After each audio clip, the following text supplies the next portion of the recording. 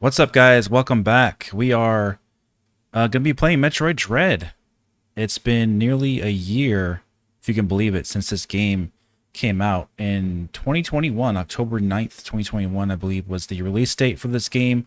So we're getting in right before the actual anniversary date, so like a few weeks before, but it's going to take a few streams, a few Saturdays or so to beat the game, so we're going to take our time and have some fun with it. So yeah, I hope you guys are doing well. And we're going to start a new playthrough. I've already beaten this game 100% 3 times already. So I've actually had to delete a save file because this game only provides you with 3 save files. So welcome to Shinigami, Dartho P, Olivia, and everyone else who's watching as well, who's lurking. So yeah, Metroid Dread.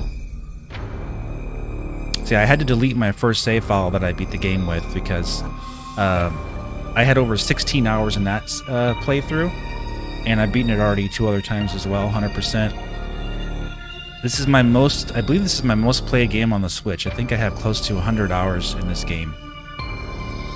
You think that's crazy, but really it's not when you think about it, because you spend a lot of time searching for things and just researching stuff, and even pausing the game, trying to look for things and think about where you're going to go. You get lost, and when, especially your first time playing, you do that a lot. And also, the very first time I played this game, like the very first time, if you remember, on the main channel, I had streamed it live, me booting the game up for the first time, starting a brand new game, never played the game before. That was a great memory. And then after that, I restarted the game completely from scratch again after that, and beat it all by myself, alone off stream. And then I did another stream later, starting it yet again for a full playthrough in one sitting. So I did all that on the main channel, and this is the first time I'm actually doing it on the live channel.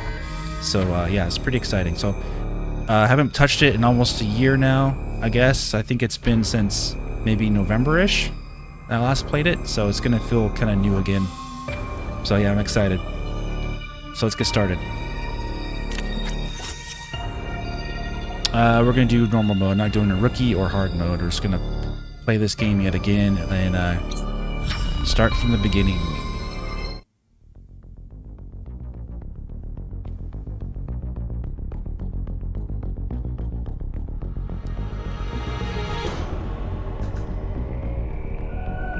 Oh yeah, so it tells you about each things in text here. There's no like audio dialogue. It's a little history about the Metroids there, where they came from. So remember, this game was being introduced to people who never played the game, never played Metroid, didn't know anything about it when they started the Switch. So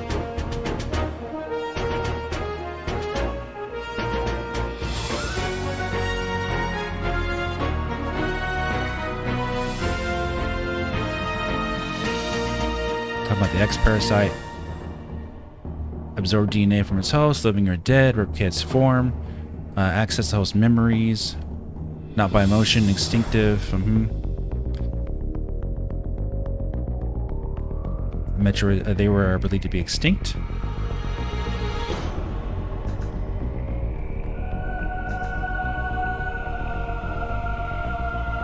Good stuff.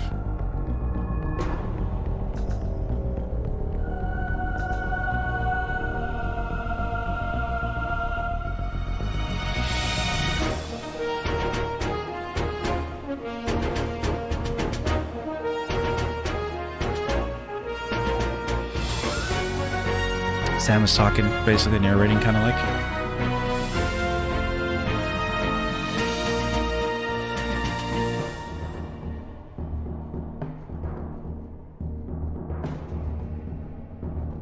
After the events of Metroid Fusion. Talking about the vaccine that saved her with Metroid DNA, which left her uniquely able to oppose the X. It was tested when she went to the biologic space laboratories, research station to investigate its trust. Okay.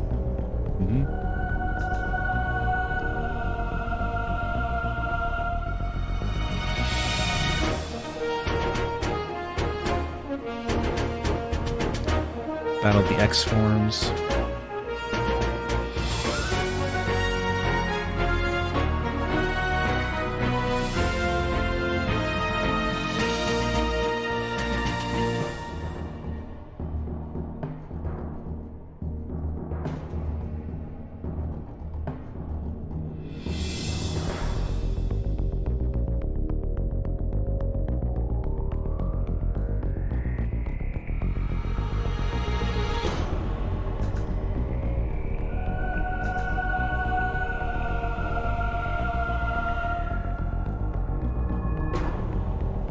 CDR.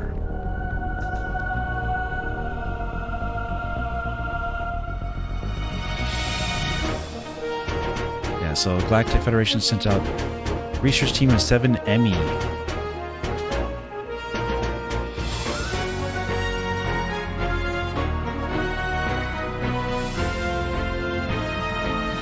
An EMMI is a large research robot designed to capture field samples and extract their DNA. Their incredible mobility and protective plating, made of the strongest stuff in the universe, practically guaranteed the mission's success. Oh, really? Practically. But not long after their arrival in CDR, all communications were lost.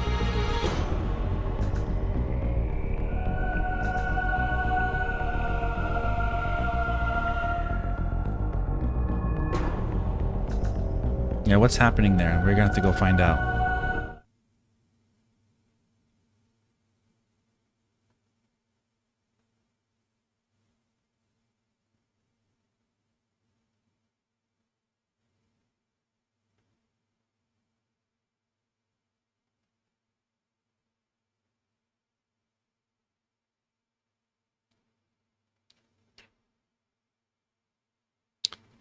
Rue 8IN.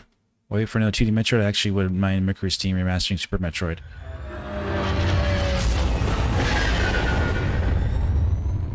Yeah, or more Metroid Fusion. The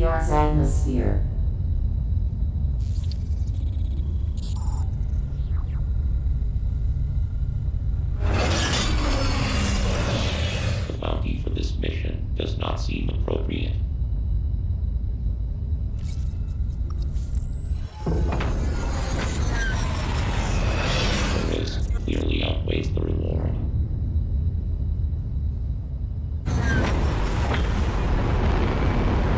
Treat our lost assets with care, lady. Entering the atmosphere in T-minus 10, 9, 8, 7, 6, 5, 4, 3, 2, 1. Cool.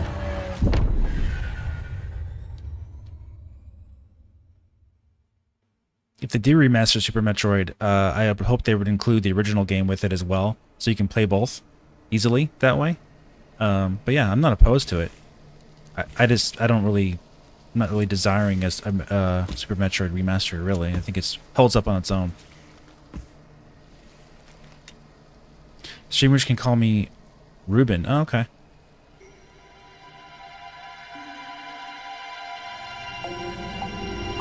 I'll try to remember that. That elevator leads to the depths of an underground facility. Signal quality is likely to be low. Remote communication remains difficult. Try to connect to the facility's network when you reach the bottom. That way, they can gain in contact. Many objections, lady. Make sure you're subscribed, Ruben. You'll qualify for a $50 Amazon gift card. I'm giving away 2 of them when I reach 1,000 subscribers, and I'm also going to give away, when they do announce it finally, the Metroid Prime Remaster. I'm pretty sure it's coming.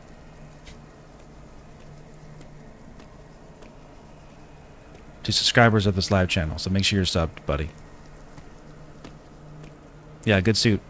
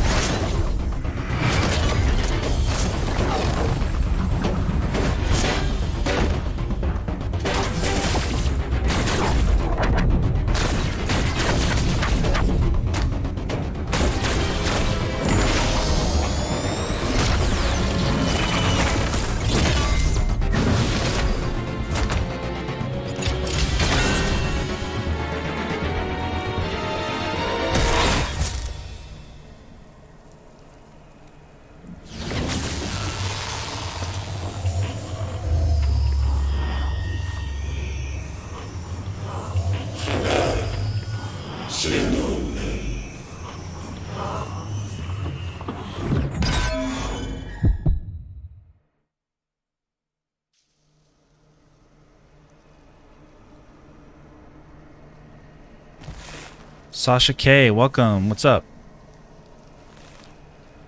Doing good, man. Just starting the game. Can't believe it's been a year already since this game started, or was released, right?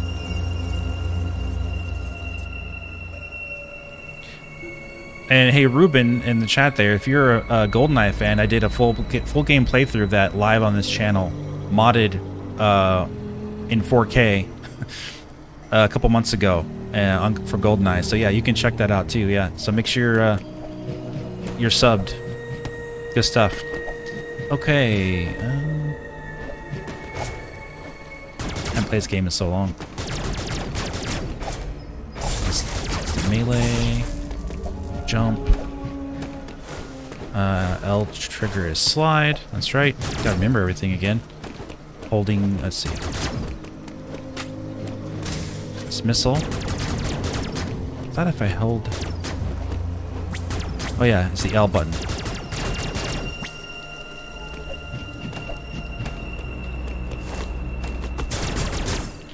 Gotta remember how to do this again. So rusty.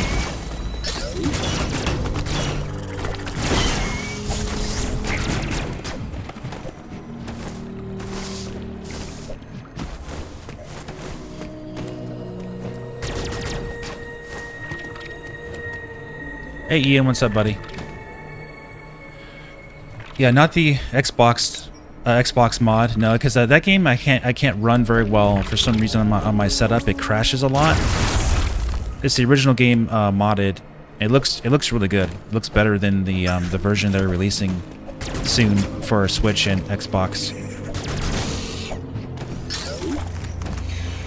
Chill day. I thought I'd come and hang out for a bit so I can finish the final boss in Dread. Okay, well it'll be a while till we get there. Alright, I can't get in there yet. I need to use my, I need to get a charge beam for that.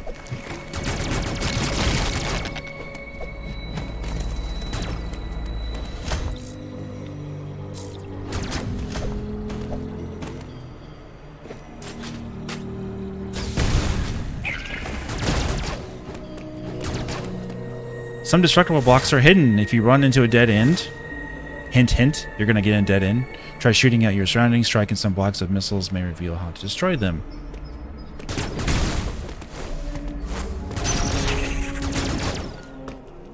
Cool.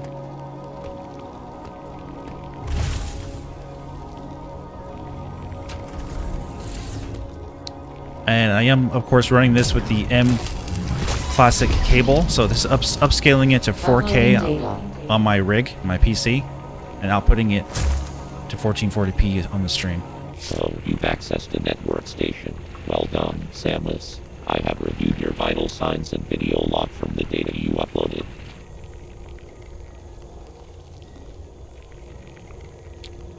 Yeah, this is a live channel. You gotta go. It's on my live channel, Ruben. Just scroll down the video section here on my live channel. You'll find the GoldenEye playthrough. It's like 4.5 hours long or something.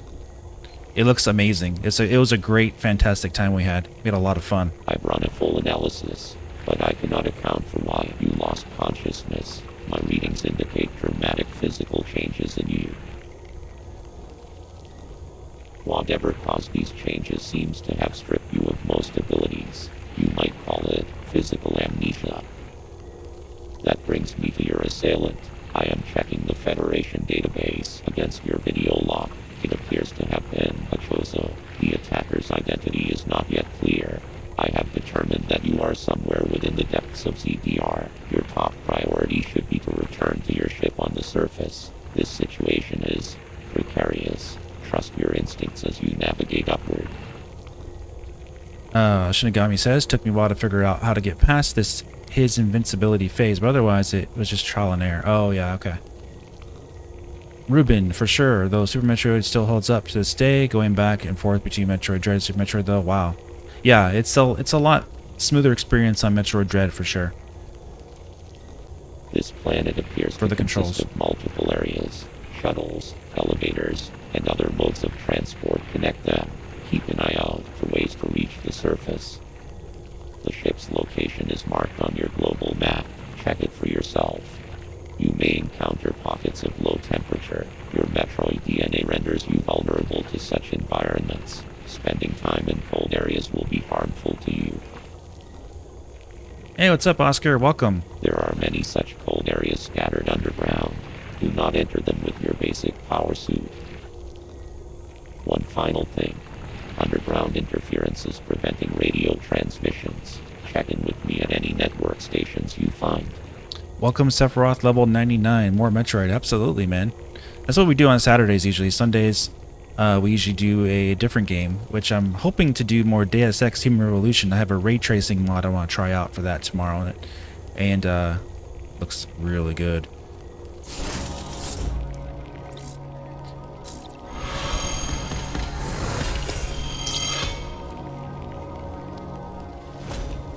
Press the plus button to open the map. Oops. No.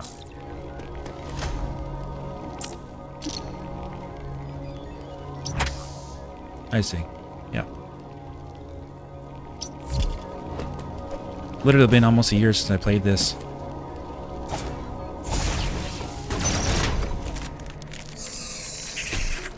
Watched your playthrough of Pine the other day. Cool, man. Been lurking since the beginning, but wanted to pop in to say hi to all. Yeah, thanks, man. With the mods. Oh yeah. You watched it on the main channel, right? The full game playthrough of Prime. Yeah, that was really good. Really good.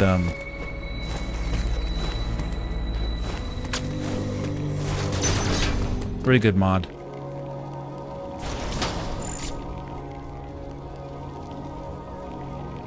Waiting on Nintendo to finally release the Master Hertz. Yeah, I agree.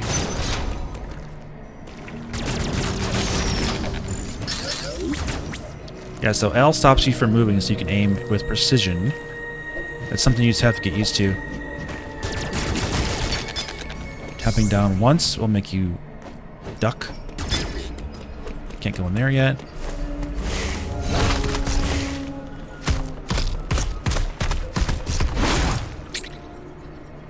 A melee counter. Yeah, melee counter. Nice.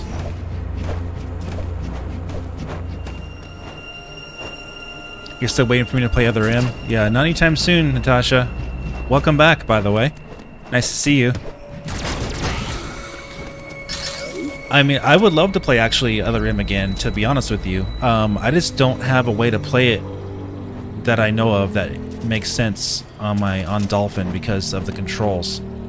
I'd have to take a look at that and see if I can get it to work.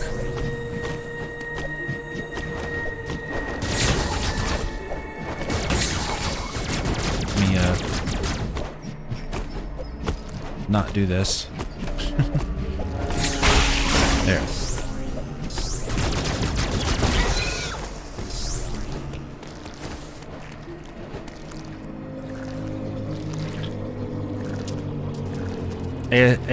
ASM2R fan game was really good before this game released. Des must have inspiration. Yeah, for sure. But it's the same guys who did Samus, yeah, Returns on the 3DS, right? So I think, yeah, you're probably right. They did right before that.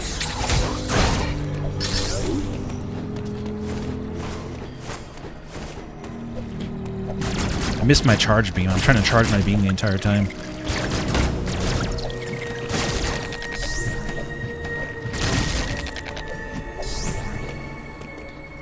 Yeah, thanks, Tasha.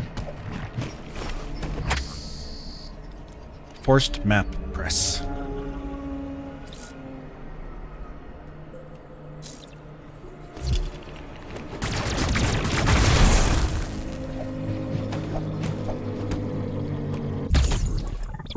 Missile tank, alright.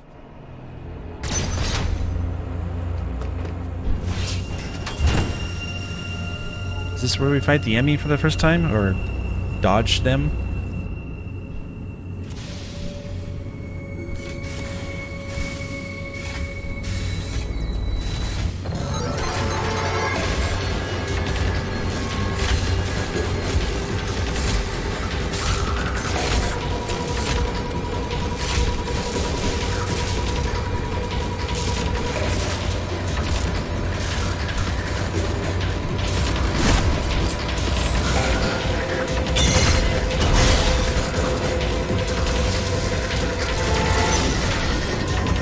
Run for it.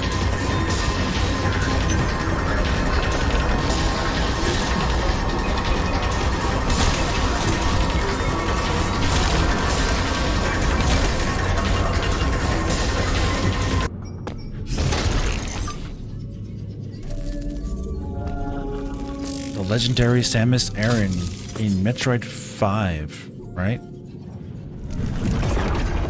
Pretty amazing this game is a thing, even.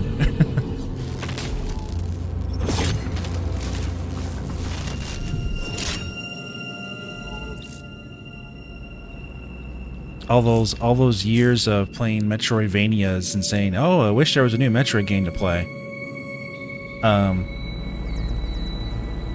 Finally happened. Hold R to charge, you'll make a blaster. Once charged, press Y while still holding R to fire.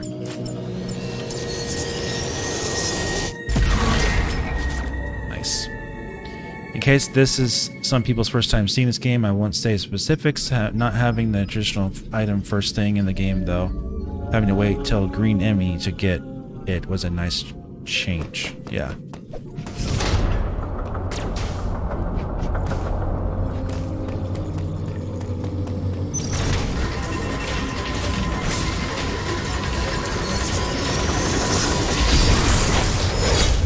There we go.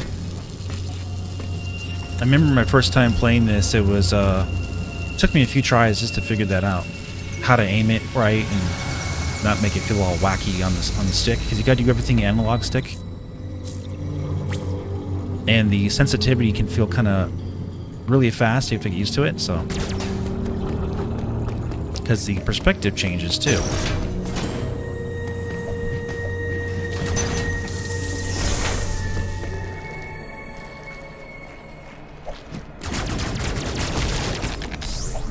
Love this game so much I bought it twice. Yeah, I bought it twice too.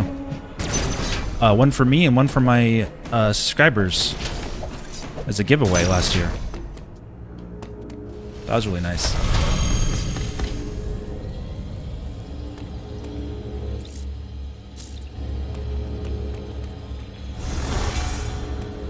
It is my favorite game on the Switch, like easily.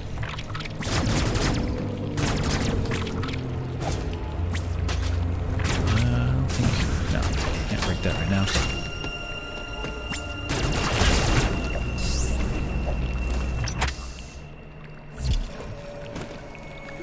Looks like there's no button mapping in game for most times. I wonder why. Yeah, they have a very specific way to do.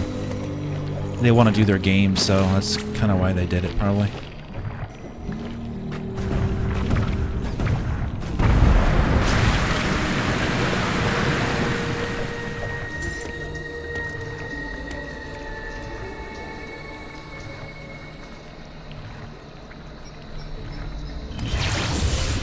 Everything should sound good, right?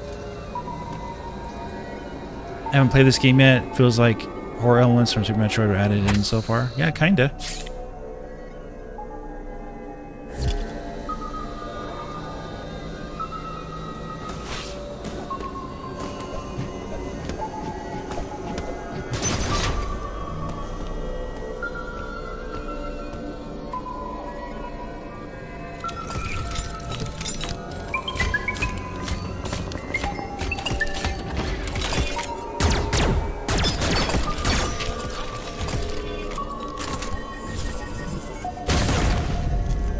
This one's not so happy, huh? I gotta run.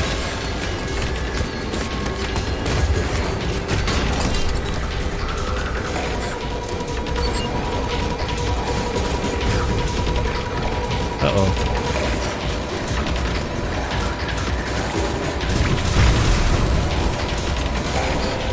Feels nice to me there, waiting for me to figure it out.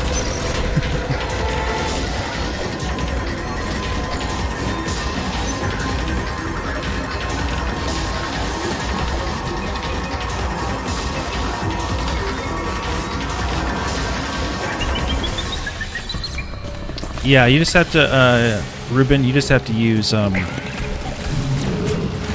is it Yuzu? The Yuzu emulator, and you can play this game on your PC, like 4K. But there's no real need for it for me to do that, because there's no, like, the game looks as good as it's gonna get pretty much, even at 1080p. Like, you're gonna get maybe a little bit better clarity, but I'm already upscaling it to 4K on my setup. Here we go.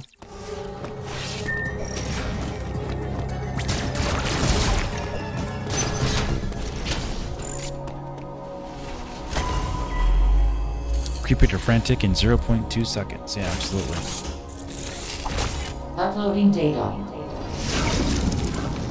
Both EMMI you encountered were clearly trying to capture you. They may have been hacked. If so, it's reasonable to assume all EMMI will be hostile. EMMI send out a pulse to detect vibrations in the air within a certain range. Essentially, they can hear you. Upon detecting vibrations, an EMMI enters surveillance mode to track their source. Stay out of its line of sight when this happens. Otherwise, the danger to you increases dramatically. Yeah, Sasha, I hope, I think they will release a Prime remaster, and as far as when they're going to do it, it could be very, very soon, or it could be early next year at this point. Either way, I do think it's happening. I know, like, the insiders out there, quote-unquote insiders, who haven't been right about this at all ever, said it was going to be revealed at the last Nintendo Direct. It's kind of funny, though. People keep listening to these insiders when they continually wrong about the same thing, but that's another story. I do think the game is real, of course, because it kind of almost has to be. And this was called out by Rob Rule 2 Review back in 2017. As soon as they announced Metroid Prime 4, gee, I wonder how nice it would be for them to release a Metroid Prime trilogy in HD. It's been talked about for 5 years now. They're going to do it. It's just a matter of time. At the very minimum, they'll re-release it like a Skyward Sword type of thing where it's just in HD, the same exact game. At the bare minimum, I think they'll do that. And on top of that, if they go further, it'll be better textures, better lighting and effects, but still the same 3 games. I think that's what they'll do. Epsilon Church, welcome. So we got 2 Oscars in here so far. An EMMI that has seen you will begin pursuit. Part of the pursuit protocol is to seal the EMMI zone exits. You will be trapped inside. To survive, you must leave its range of pursuit. Evade the EMMI and it will disengage. This will also unseal the exits. Yeah, Ruben. Yeah, randomizer, that could be, I've seen those. That could be pretty fun. Are you looking to Bayonetta 3, Dave? I imagine to get a copy of Trinity Masquerade Edition. I'm happy. Oh, you managed to. Okay, cool. Yeah, I'm gonna, I should be playing that here live when it comes out. I think it comes out, you know, I have some choices to make, right? Because we have Resident Evil 8, we have Resident Evil Village DLC coming out, and the third-person mode on the same day that Bayonetta 3 comes out on October 28th. And when is that? When is October 28th? That is a Friday. So a Saturday is October 29th. So Sunday would be Halloween, right? Or is that the 31st?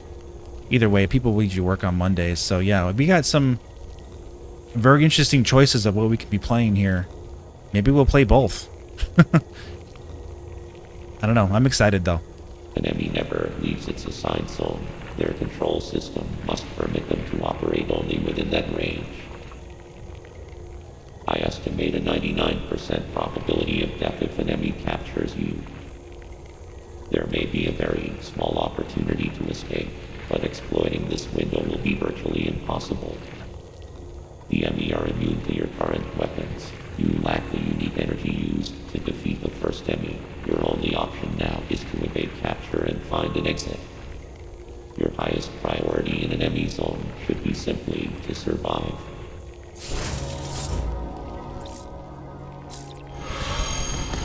Yeah, it's kind of slim pickings out there for Nintendo YouTubers that actually play their games. I think Game Explain has like quick first impression playthroughs live that they do. I can't think of many other YouTubers that do Nintendo content that actually play games. They just make fan hype videos, right? And that's kind of getting really old at this point. So I'm not interested in doing that kind of content. So I'm interested in playing games. Let's see.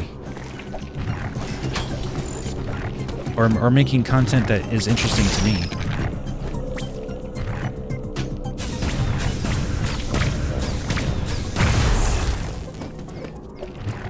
So yeah, if you like watching people play games, you know, that's why I have this live channel, so I can do that here.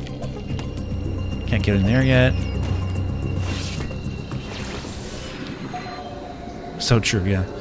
This game on PC looks much cleaner and sharper with the emulator at just twice resolution. I haven't tried the random measuring yet, so yeah, I've seen it. I know it looks really clean. Really clean. They also have like some mods on it too for graphics, but this is easiest for me, you know, just right on the hardware, and it looks good enough, I have to say.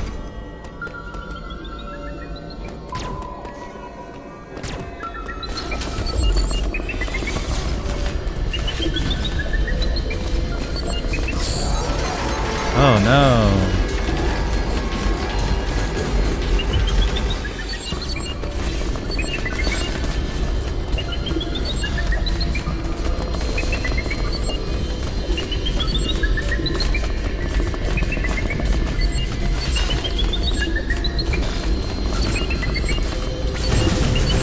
Oh, I need the speed thing?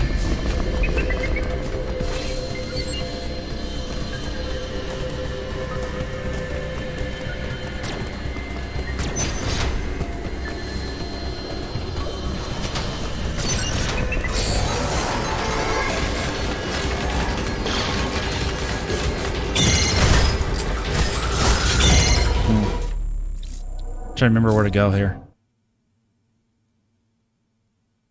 Insta-kill.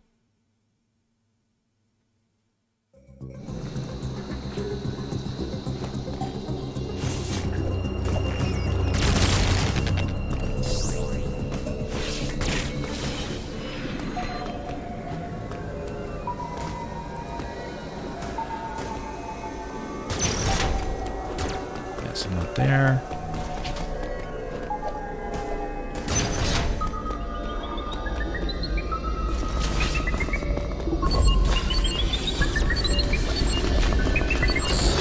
Oh, I didn't mean for that to happen.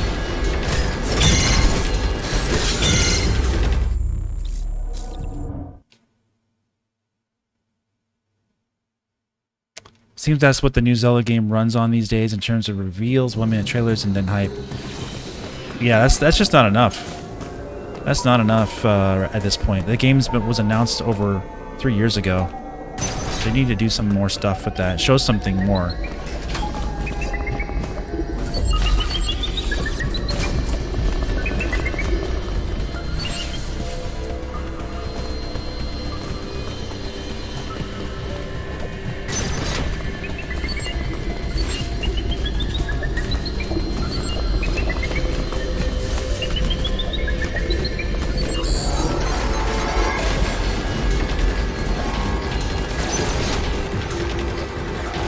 There we go.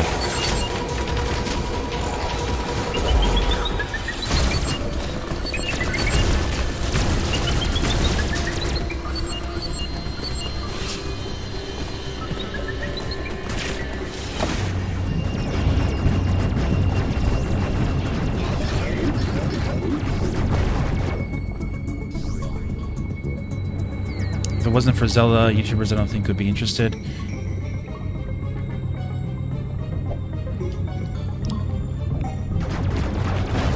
Yeah, they gotta hype it up.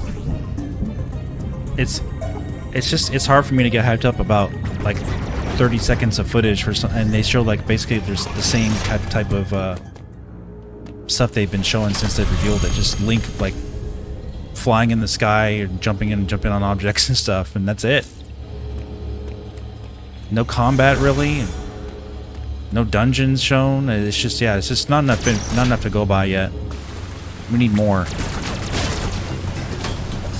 Can't go in there yet.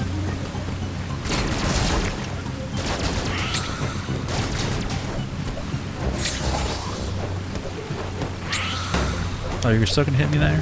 Okay. Oh man, I don't want to go. I want to try to get that, but oh well.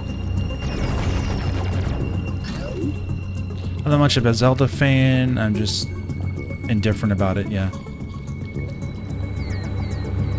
Will Legend of Zelda Tears of the Kingdom be released on OG Switch, or will it be cross-gen release? I think it'd be cross-gen. I mean, well, easy. Well, they need to announce their console first, so it's announced to come out May of next year. So if Nintendo does a March release of their next-gen Switch and announces it, say in October, like they did with the original Switch, then yeah, that would be a case where it's cross-gen. I think it'd be like a Wii U situation where, personally, I consider Breath of the Wild a Wii U game that was, you know, released on the Switch as well. So I played it on the Wii U first in 2016 at E3 for the first time, like some people did when they were lucky enough to play it. I definitely consider that a Wii U game. So just like Breath of the Wild 2, I would consider that to be a Switch game that is also released on their next-gen Switch, but a Switch game at its core, you know what I mean? So it not a original next-gen Zelda, basically.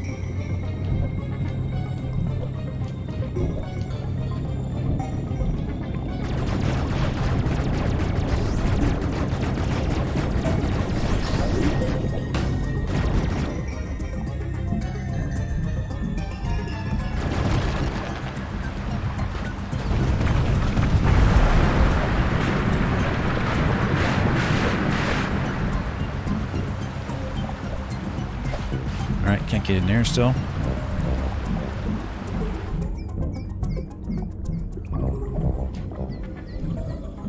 Should be able to get up here now, though, huh?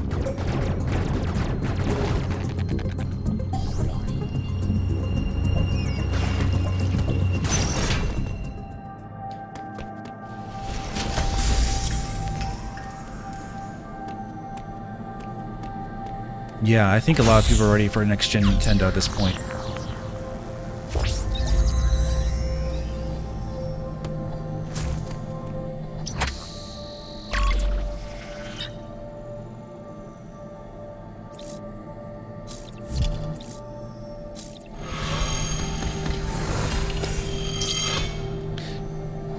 Like I said before, guys, it's all about just getting new games, really. I'm tired of old ports being released on this console because I played them all already. Like, if you release a great game 5 years later on a system that doesn't have the game, that's fine.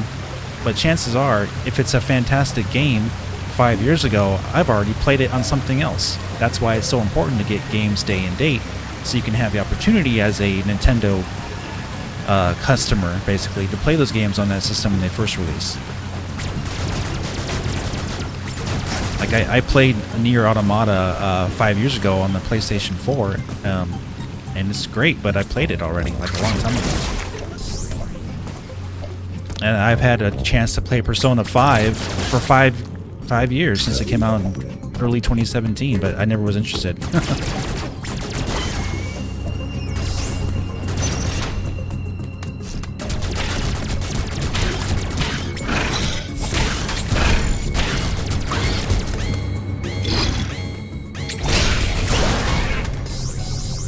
There we go.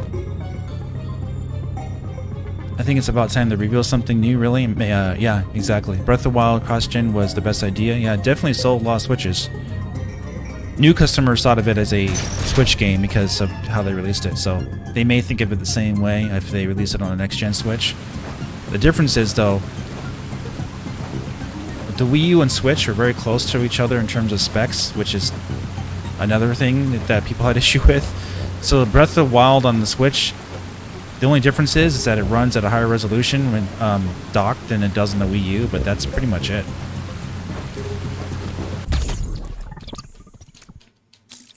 On next-gen Switch are likely run it at 1440p or like upscale to 4K with better textures, better frame rate type of thing.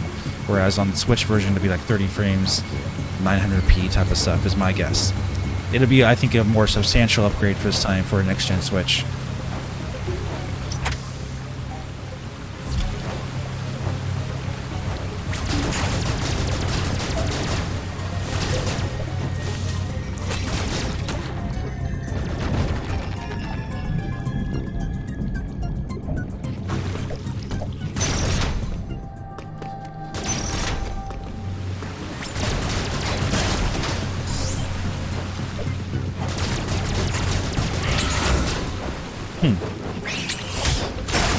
He really wants you to melee that guy.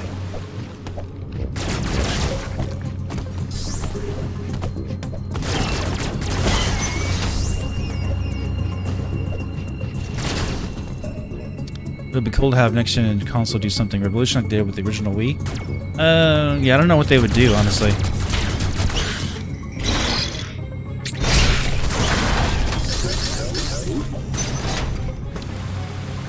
I'm not sure what they'd do because they could, I don't know what they could really do revolutionary per se at this point. They just need a better Switch is what most people want.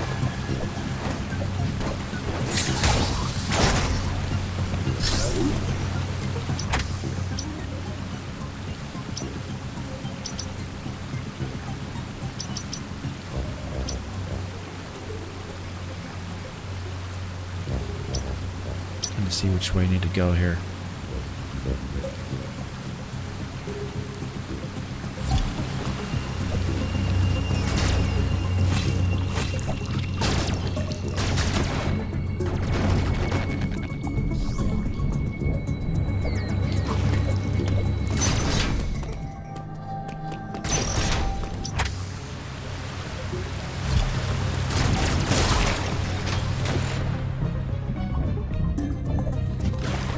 Set. Yeah, I see the Switch. A Switch 2 would be more like a Super Nintendo versus an NES type of upgrade. Same type of idea, but you're gonna get a much better experience. Like same type of idea, but that idea done to the max, like done like perfected basically. That's I think what they would do.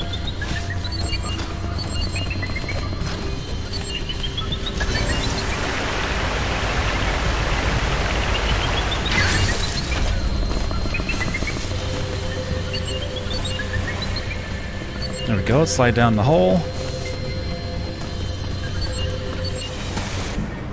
Nice.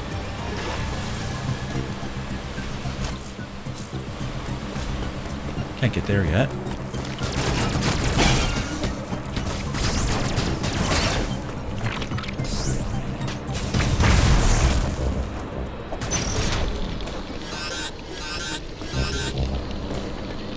Cold. Bad.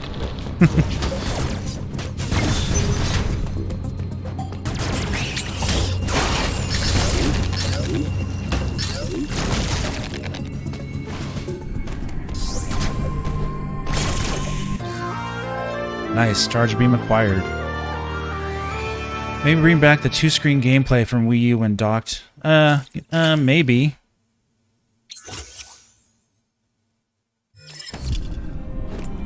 Maybe as an option they could do that. I just don't know if that would be something that would be too expensive to do for them. What would you name the next-gen Switch? I would name it either Super Switch or Switch 2. Those are the only two names I think that would make sense. Because both signify a next-generation version of the Switch. Like, I would not call it Switch U or something, or Switch 2 with like a TOO by it. I wouldn't do something dumb like that. So, there you go.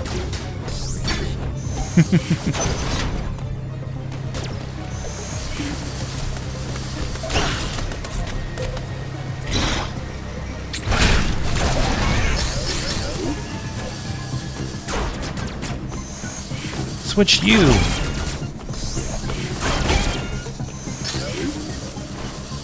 Or better yet, let's call it the Switch Wii U. A singular experience.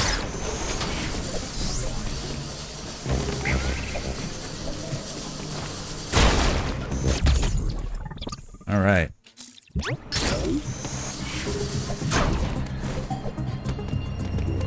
Switch VU, yeah. Yeah, a new Switch would be a bad name too. If it's a next-gen Switch, I think that's a bad name. It doesn't. It tells you it's a new version of the Switch. It doesn't say like what it is though. It doesn't say it's more powerful. It doesn't say it's next-gen. I can see them doing something like that though, of course, because it's Nintendo. But Switch 2 is just the easiest name. Super Switch is harkening back to the Super Nintendo from the regular Nintendo. Super Switch would make a lot of sense.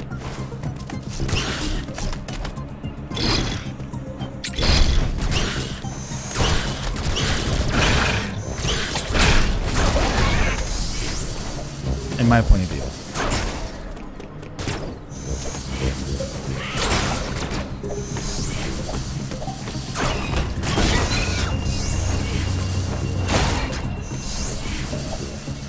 Switch NX. That would be, yeah, that wouldn't make any sense either, actually. The only name for NX that would make sense would be Nintendo NX, like Nintendo Next. But that was a code name, so.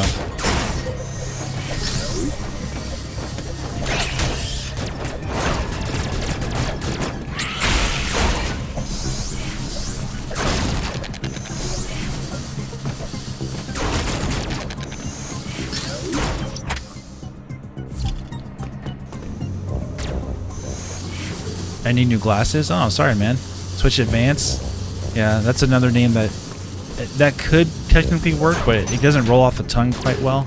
I still think it's gonna. In my opinion, I still prefer a Switch 2 or a Super Switch. The Switch. There you go. Nintendo seems to have a problem on how it approaches the next console. Yeah, they do. They've been having issues with that ever since, I guess, the GameCube to the Wii, because the Wii was kind of a very risky console. That could have flopped big time, but they found lightning in a bottle, right?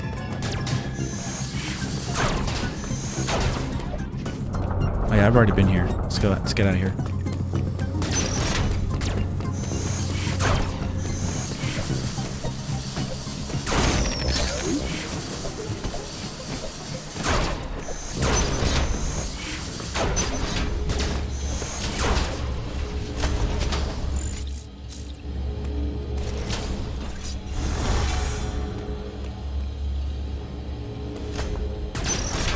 Yeah, hopefully they make it should be backwards compatible, honestly. Especially if it's a Switch, Super Switch, I think they should have that backwards compatible.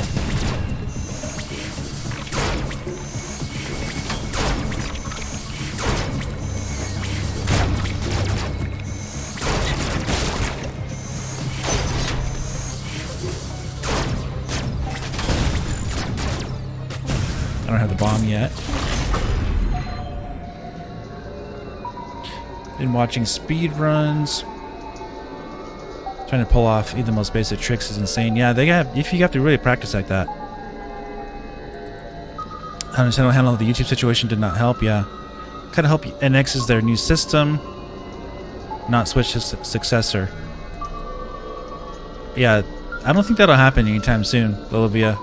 They would have to like ditch the Switch concept and go with something else if they called it that, I think. How much will Switch successor cost in terms of what features the tech gets added to it? Yeah, I've been talking about this for a while, actually. I think it'll be at the bare minimum $400 and then maximum $499, like $500, like a PlayStation 5.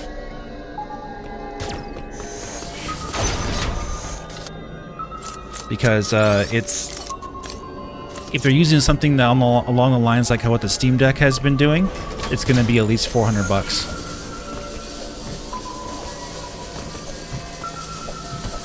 They would need something Steam Deck-ish to get new games.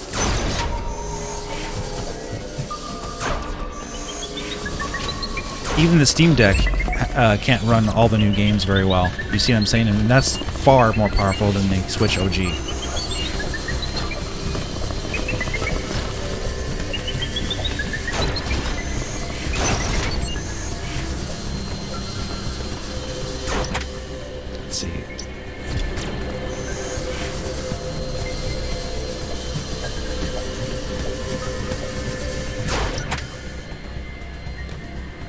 How do you zoom in?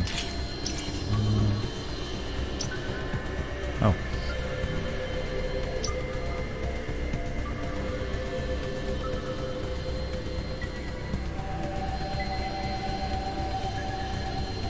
Trying to see something here. There's that door. That's all not been explored. Okay, good.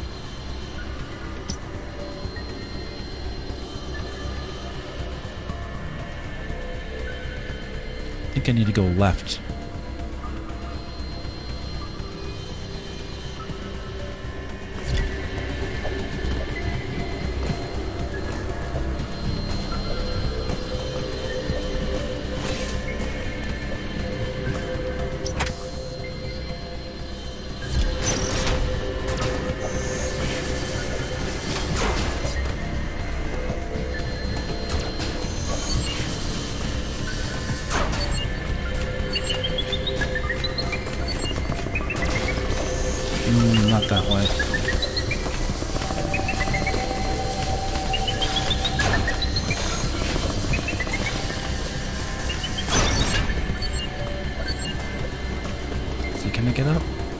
here?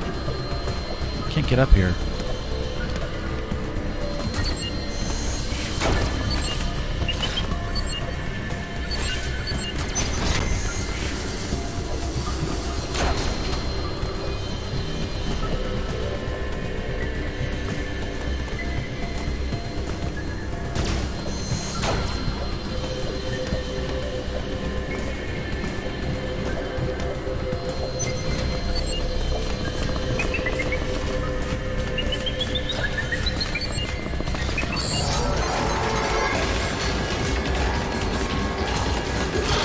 There he goes.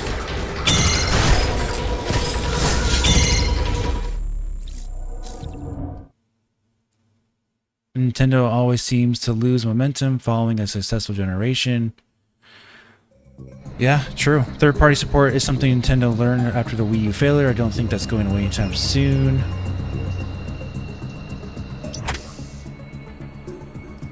Yeah, I'm not going to read the chat. No backseating in the chat, guys. I played this game to 100%. I just have to find my way on my own. No backseating. I'm not going to sit there and look for clues and stuff.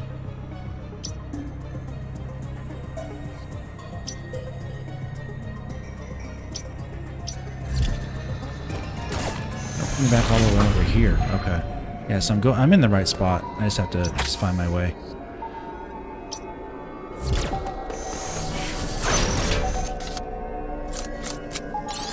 I need to get to the power room.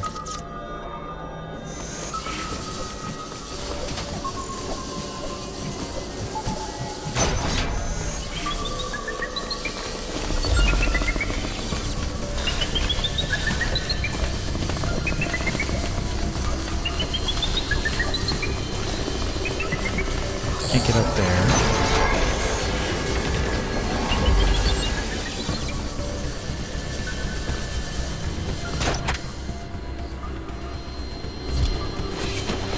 Did this already. Yeah, this doesn't.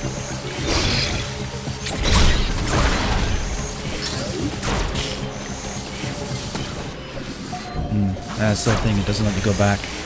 Oh man.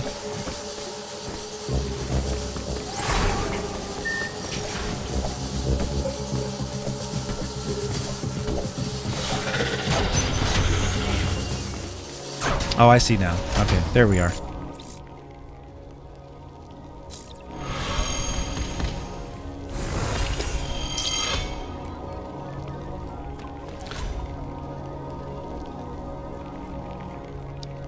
Sub 1 hour run. He's probably number one in speedrun rankings. Yeah, speedrunning this game is kind of popular.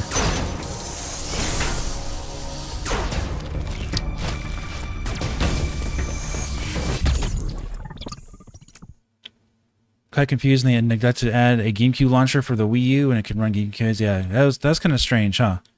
MK11 on the Switch. It's a terrible port. However, I'm glad they managed to run it. Yeah, a lot of ports are like that in the Switch. They just like downgrade them really hard. It still sold really well though, because they released it day and date on the Switch. It was the #1 selling game on the Switch when Mortal Kombat 11 was released. Pretty cool, huh?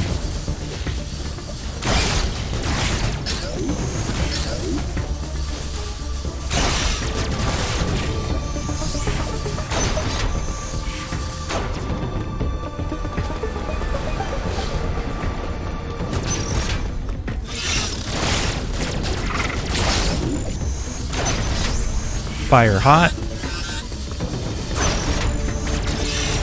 I'll go in those hot rooms.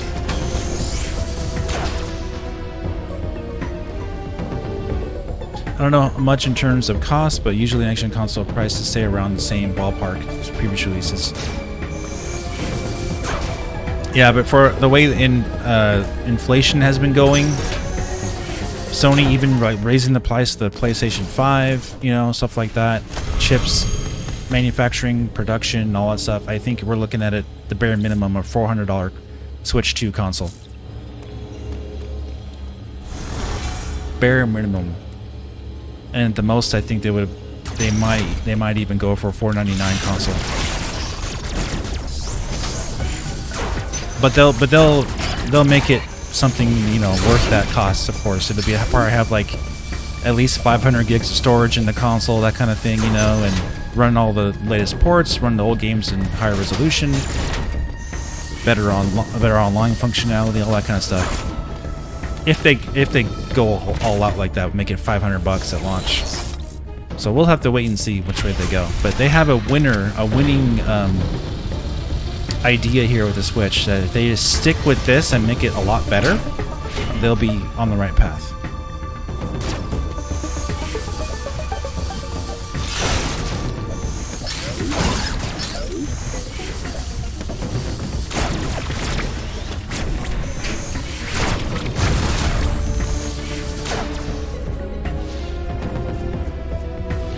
Switch is still living off Wii U games. That's not good enough. That's not a good thing either. Extra RAM is a must, yeah, for sure, man. LPDDR5 or 5X is what they need to be putting in the next-gen Switch. And at least 8 to 12 gigabytes of RAM. That's one big problem this console has. Is it just doesn't have the RAM to stream texture data.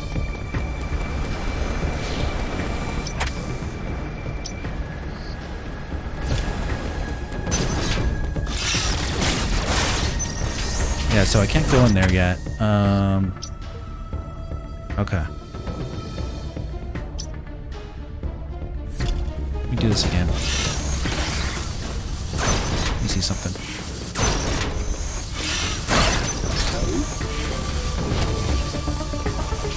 Yeah, so this is open.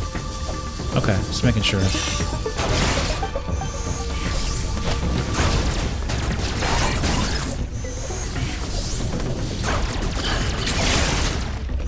This is open.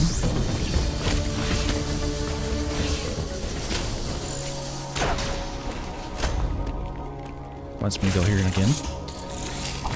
Uploading data.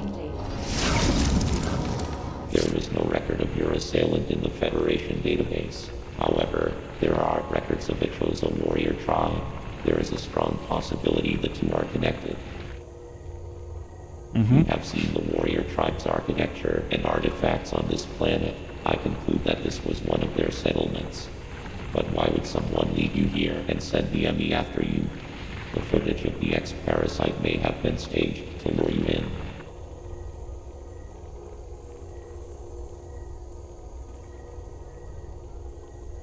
Alright, 1 second, guys.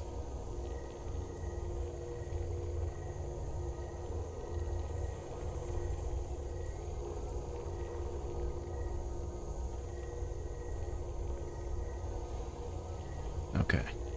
So I check something real quick. Press that controller, PlayStation Premium controller. Yeah, I don't know. I think it's like it's either, it's over $100. I know that. The situation remains unclear, but your priority hasn't changed. You must return to the ship. Backwards compatibility better be there next. Yeah, for sure, man. You have activated the magna supply system that has restored power to the closed thermal doors. Seek them out to proceed. It needs to be a clear upgrade path, so you just basically buy the new console. You can even trade in your old one, and then or transfer your games over via the cloud, your cloud save data, and re-download them from your Nintendo account on the new next-gen Switch. That would be the perfect way to do it, and it'd be a lot easier to transfer your account information that way than having actually physically use another console to connect it. I would like a 1080p screen on the next Switch. It is true that most people wouldn't notice a difference between 720p and 1080p. Is it true? No, that's not true. You do notice a difference, but it's negligible, as they would say. It's not as stark of a difference as your big screen TV, 720p versus 1080p, but you do notice a difference, especially if it's an OLED screen. Like what is the Ion Neo Pro has an OLED screen. It looks far better than a Steam Deck, but the trade-off is that the Steam Deck can run games better with higher settings and better frame rate than the Ion Neo Pro. But the screen looks better on the Ion Neo Pro, so you got a trade-off there. They cut costs on that so you can get a better performing console for $400 instead of the Ion Neo, which I believe is like $700 or something like that. Speaking of thumbsticks, I noticed when playing Kingdom Hearts 1.5, 2.5 on PC, the only on those games is that Sora would do something of a stutter step when walking dead forward. Oh, okay. Interesting. Continue to search for the unique energy you employed against the first EMMI. It is the only way you can confront them. Unfortunately, this energy is limited. You may have noticed it dissipating after an EMMI is destroyed. There are 6 remaining EMMI hunting you. You have no means to confront them. Remember that.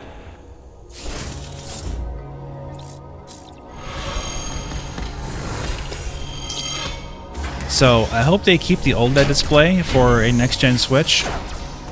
They could just use the same OLED display for that console, and I think it'll look fine even at 720p.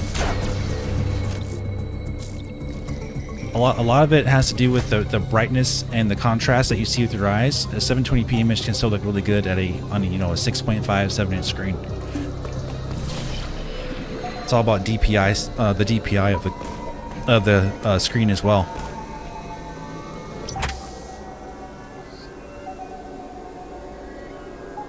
So I wouldn't be too concerned about the screen resolution of a next-gen Switch. I would be more concerned about what it can do. Whoops.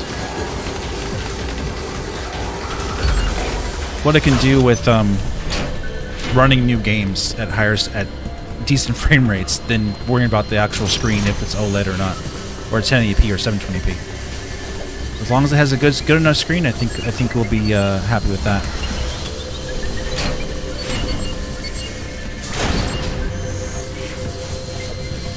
Let me in there. Oh. Let's see, go that way or this way? Let me take a look.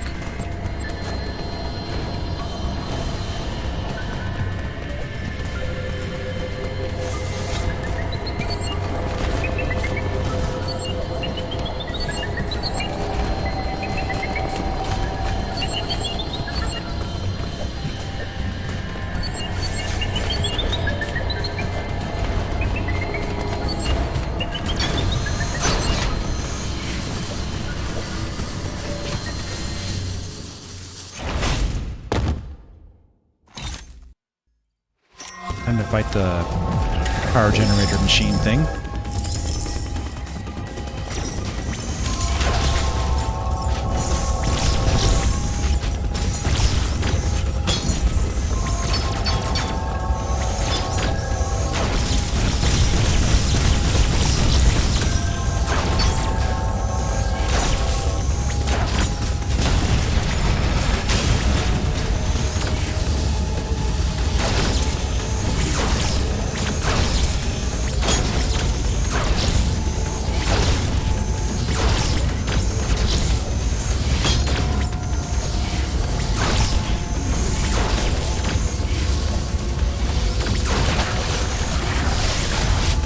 Don't want to waste all my missiles on that thing.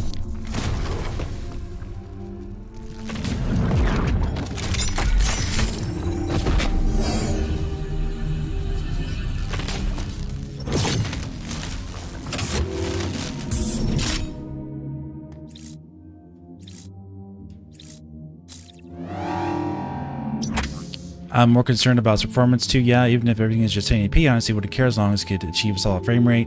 Hopefully, the battery life will be optimized with all the new upcoming tech. The next Switch. Does anyone know what the battery life is in the Steam Deck currently?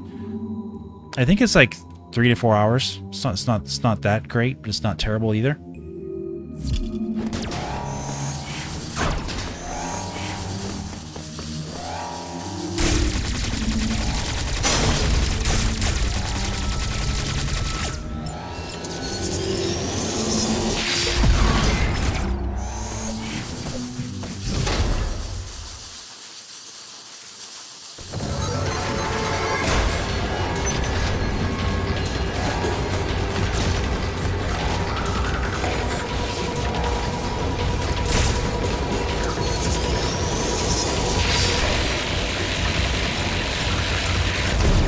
Oh, I gotta wait for it to do its thing first, that's right.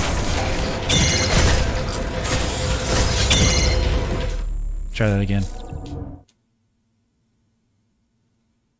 Gotta wait for its eye to show. Can't just shoot it.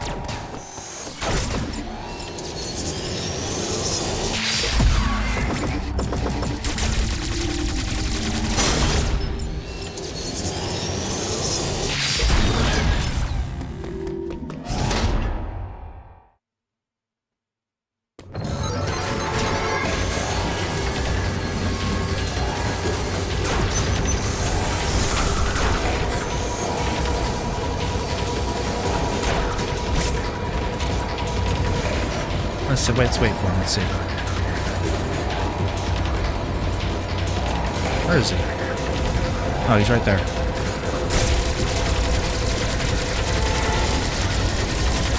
Gotta keep that eye up.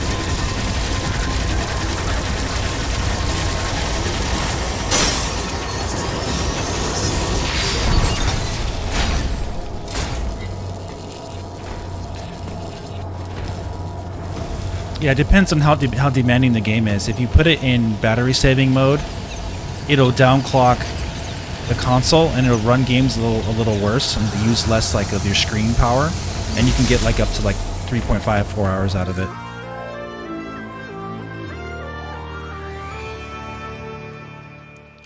Thanks, Ian. Third-party controller, if I'm keeping an eye on the moment, called the King Kong Pro, which uses magnetic sensors to 6 to eliminate drift. Yeah, I heard about that controller. I saw Maximilian dude try that out in his stream, and they say it feels really good and very sturdy and everything. And they're not that expensive either. I think they're like $60.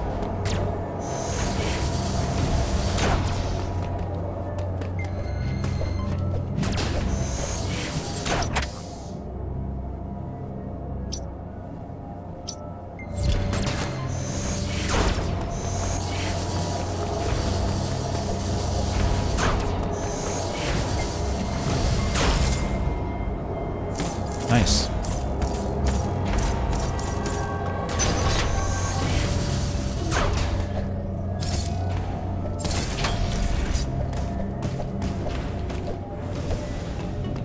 I always love the upgrading in this game.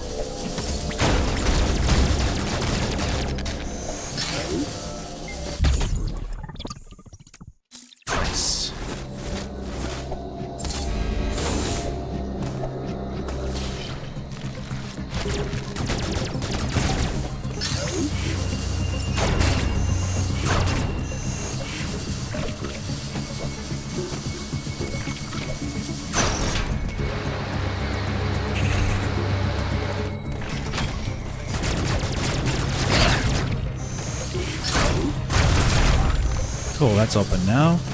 Nice.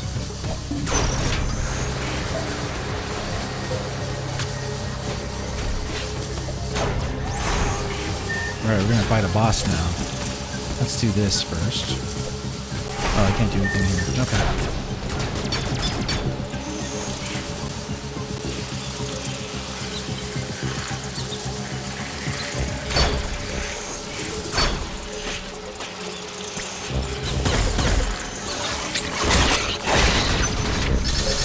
Alright.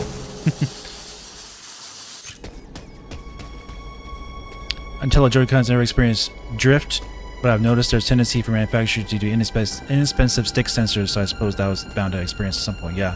It can happen on any controller, but the Nintendo Switch Joy-Cons are the worst, I think, in the history of gaming.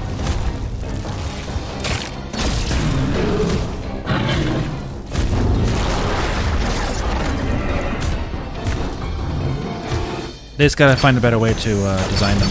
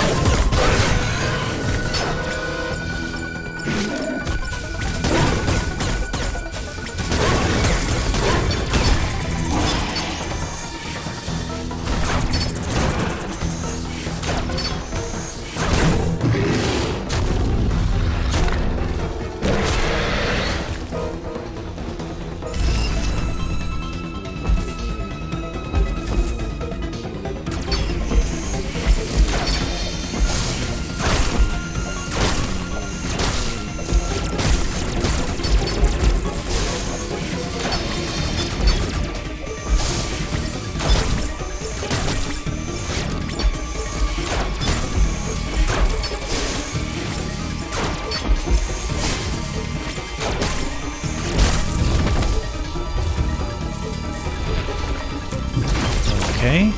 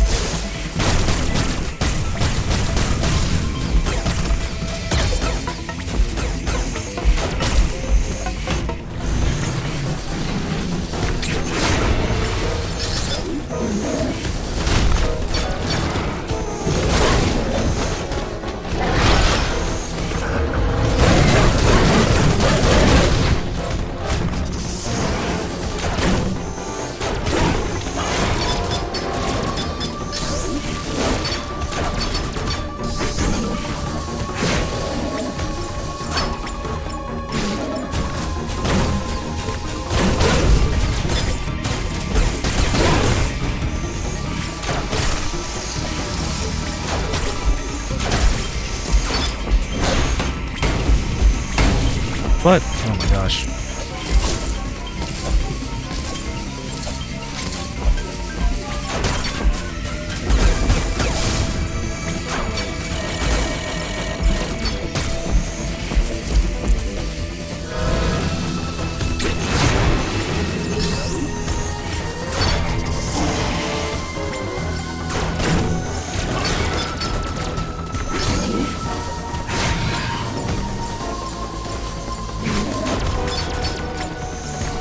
Almost dead.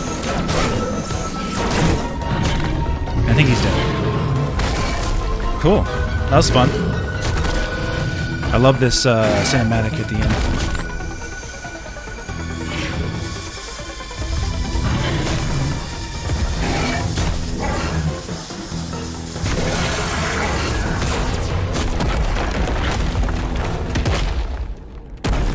Sam is so cool. Okay, I got Joy-Con drift after almost 4 years of use. It's not a fun experience. Yeah, you got to replace your controllers and everything, you know.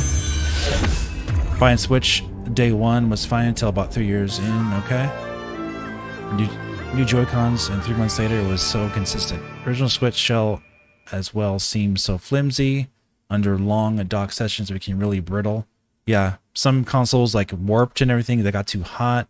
It was a very new concept to do that at the time, and now everyone's doing it, right? You got Steam Deck, you got Ion Neo, you even have other portables as well that are just announced that can stream like Xbox games, and yeah, everyone's doing it, and a lot of people are doing it better than the actual hardware, of course, for the Switch, like a lot better.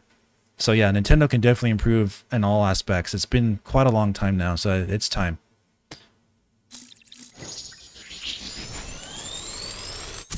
Till I got my PS4 Pro, after upgrading my OG PS4, I ended up getting drift a month later. Same with the Joy-Cons, but a year after. After having Nintendo replace them, haven't got it since. Okay, yeah. Well, good for you, man. Some people have had to replace their Joy-Cons so many times they just can't even play these consoles, and they can't even play a Switch anymore. They're wasting so much, you know, replacing them.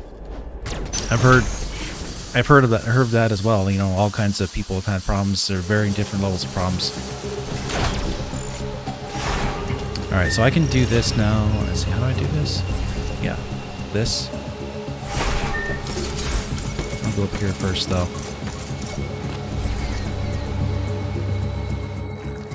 Avoid the sensor.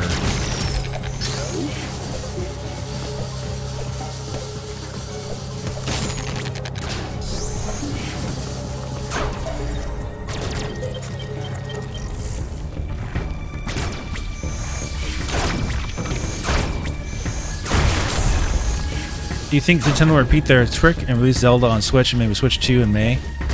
Yeah, they might. They might do that. I don't know if May is a good launch time for a console though, due to how they do their financials. So I really don't know. They may release it in March again, like they did before, and just release Zelda in May and have a different launch game. Either way, it's going to sell like hotcakes because people will know Zelda's coming either way on that console. So I think the launch window, I think, is fine. It's the first 2 months of a console is usually 2 or 3 months is the launch window. Either way, they can make it work pretty well.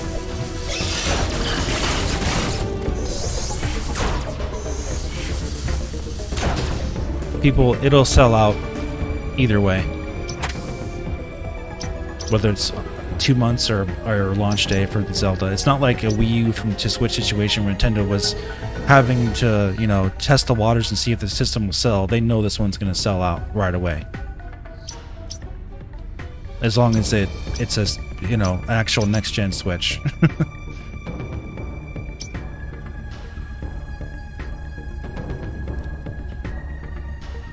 No, Zelda's released in May. Yeah, I know what you mean, Epsilon. They may delay it again. You'll have to wait and see. But they do have an actual date now, so we'll see. Right, RS Jaguar. We said that earlier. As long as they don't call it Switch U, we're good.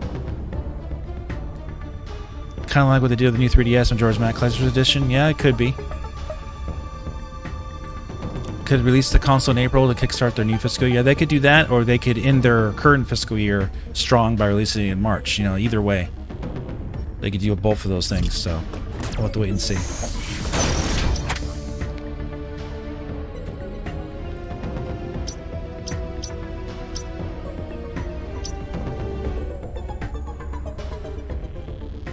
Alright, so I don't have my ability to go through the heat yet, so let's go back over this way.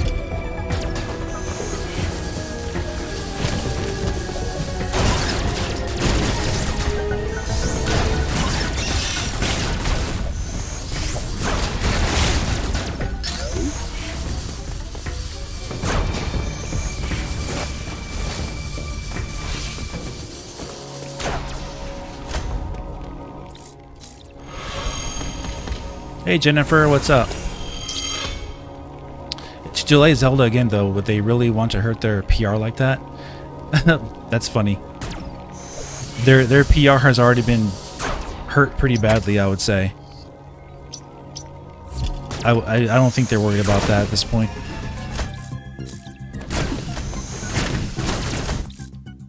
Alright, I can't get through that. After what they've done with the Joy-Cons, ignoring the problem, not actually fixing them, really, that's one of the worst PR things they've ever done.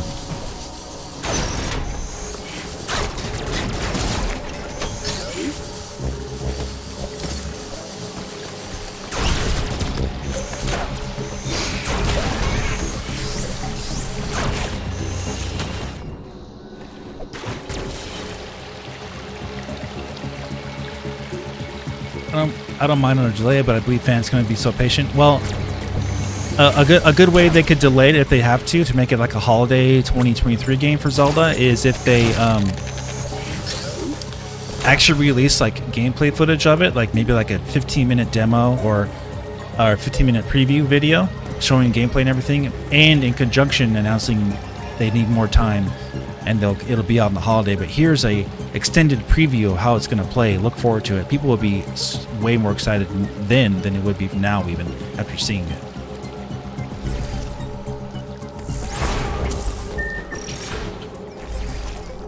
I really think so.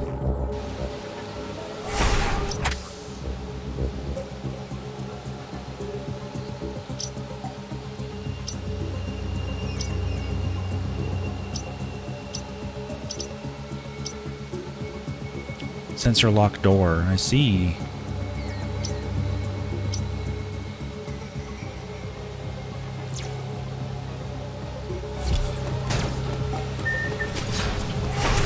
Oops.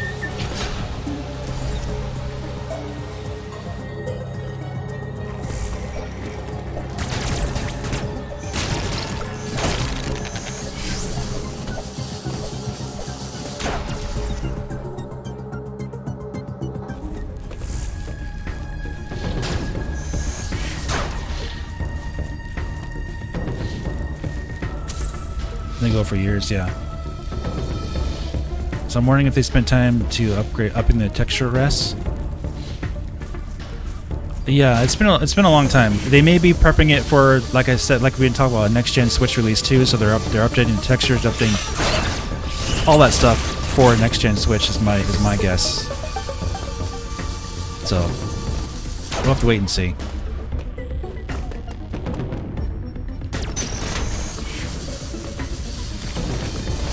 It's kind of why. A little bit why Breath of the Wild was delayed in the first place, to make it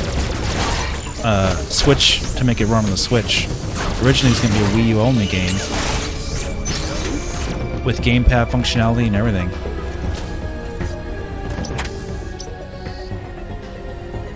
So yeah, this area is glowing.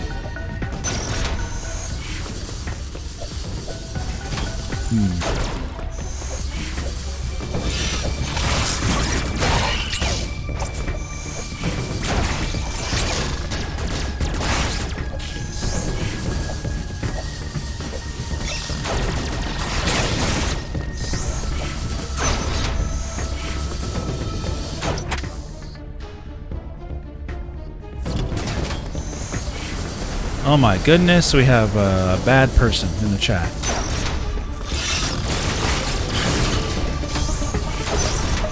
Not surprised.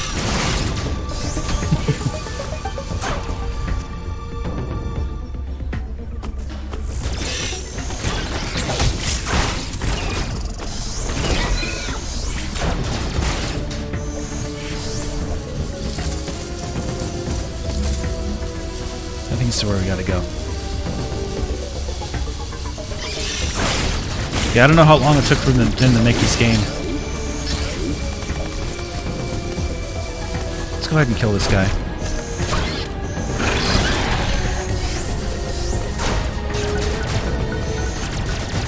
See something. Alright. Good enough. Yeah, it took at least 3 to 4 years, I would say.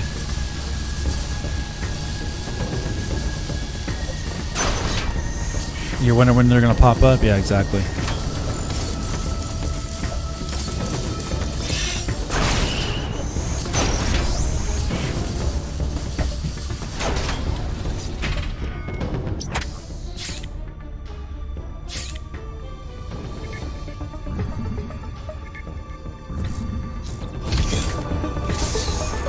Going to a new area.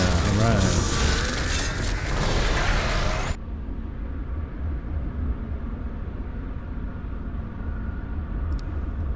Yeah, this was into 2021, and Samus Returns released in 2017 around the same time frame. I think it was like September, and maybe it was October. I don't remember the exact release date, but it was later in the year on 3DS, so it took them at least 3 to 4 years.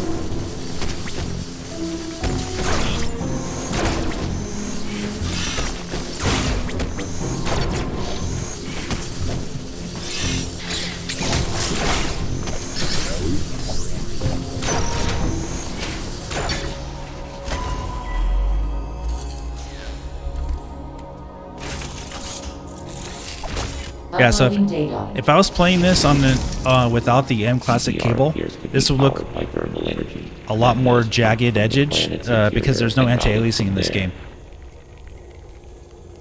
So this cable actually adds anti-aliasing and up-reses the image to a higher resolution, so it looks better than it would on a regular HDMI connection. The central routing system for the magma. It is here in Cataris. Samus, Your current suit cannot protect you as you explore Cataris. The extreme heat of the lava is too much for it. Under no circumstances should you enter high temperature areas. I note a shuttle somewhere above here. Use it to find a path forward. Use it to find your path forward. Okay. There is one other thing to discuss. It is your new Phantom Cloak ability. The Phantom Cloak prevents the EMMI from detecting you. Thus far, your only option was to run. Now, bypassing them is also an option. Use this to reach your objective. Yeah, it's 2025 maybe. Yeah, true. It all depends on what their development time is and how much they could use from this to make basically an HD, more like maybe a 4K version of it for a next gen Switch or something like that, and make it, you know, if they had the groundwork already made, maybe they could use the same engine and just do another one probably pretty quickly. It probably wouldn't take them 4 years, so we'll have to wait and see.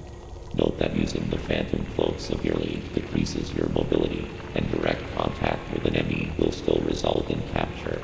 It is up to you whether to hold your position. Just be aware of your surroundings. Yeah, it works really good on these games that don't really output at, you know, 1080p really well. The Phantom Cloak is useless. Once an enemy sees you, you will need to evade capture until it gives up pursuit. The Phantom Cloak can remain active after your aim has been depleted. It will consume your life energy instead. Consider it a desperate measure. Remember, it cannot drain your energy down to nothing.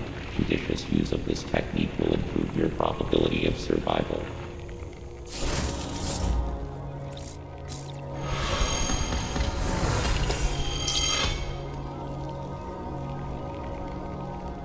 When we get to the end game, we can discuss some theories for Metroid 6. Yeah, we can do that for sure.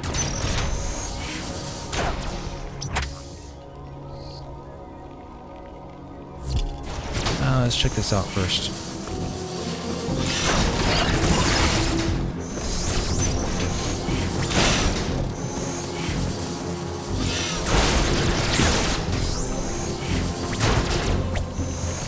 I don't think I can blow that up yet. You'd be underneath it.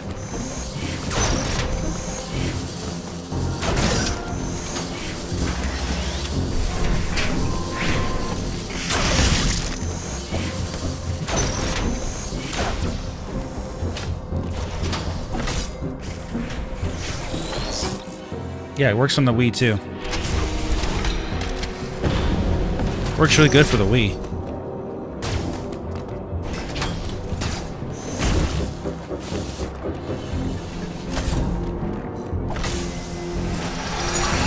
Nice. Recharge.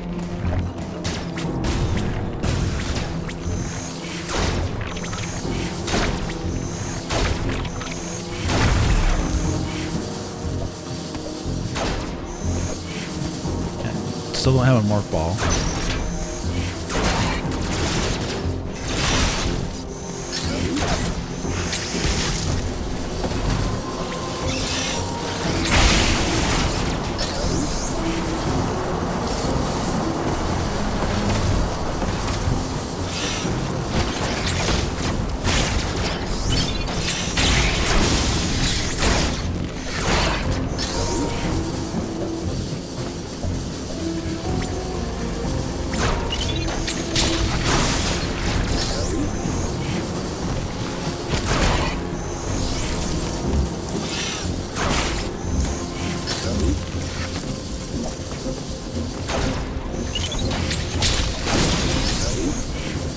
Of those guys.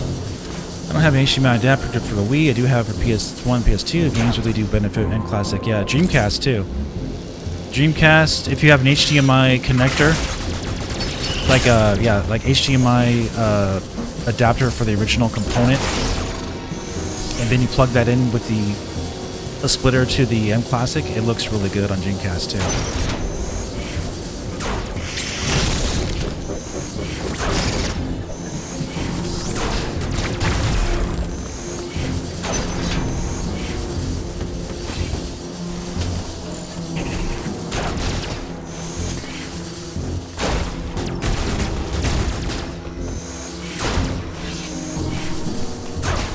I don't have a grapple hook yet. grapple beam, what it's called. I might have to go back.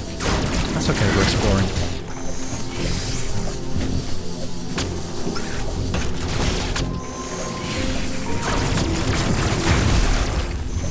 That's hot stuff. Watch out for the hot stuff.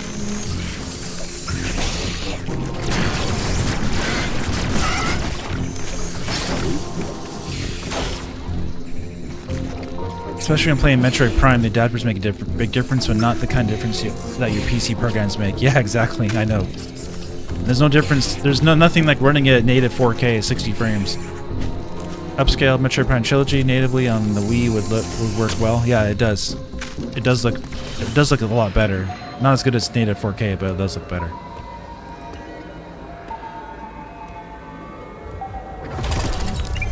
Oh, the green EMMI. Oh my goodness.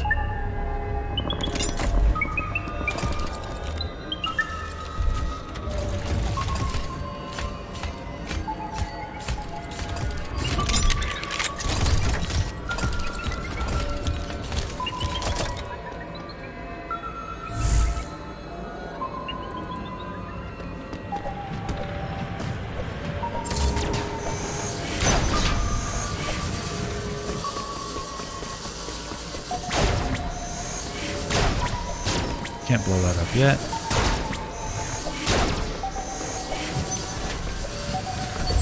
Oh, you're a bad man.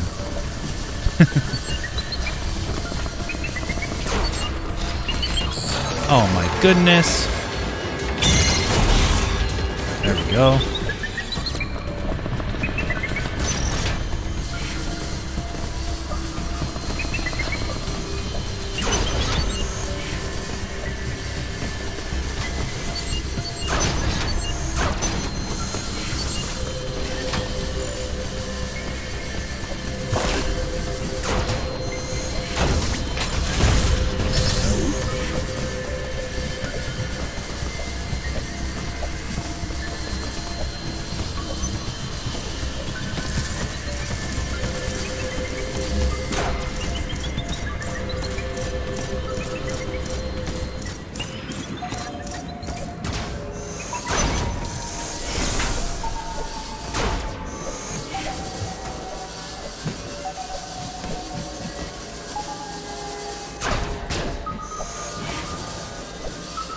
Let's see, I think I need to go in here.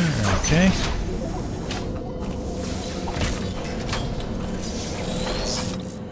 That's right, you can use the Wii U for that. You set the console to like 480p and it'll upscale it. Then it'll use the adapter's abilities better.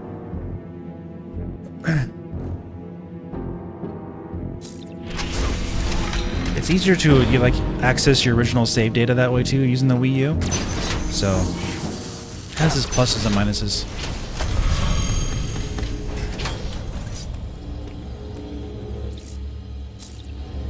Yeah, sometimes you can time it just right. Some of the EMMIs have different timing. Like they'll be a little bit quicker, a little bit slower, and you can time it just right to get the counter move against them. I think I'm full.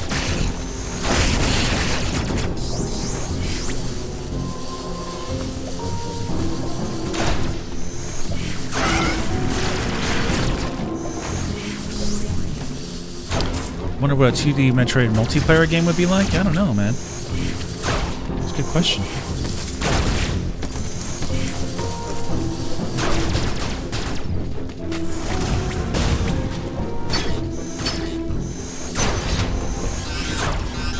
Hot stuff, hot stuff. Alright.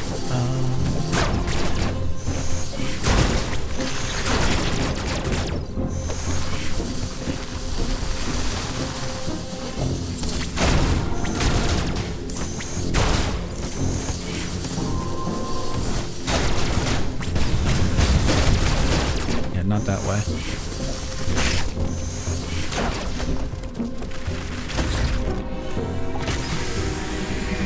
Robots are a pain but challenging. Yeah, it's more so just knowing the path to get away from them.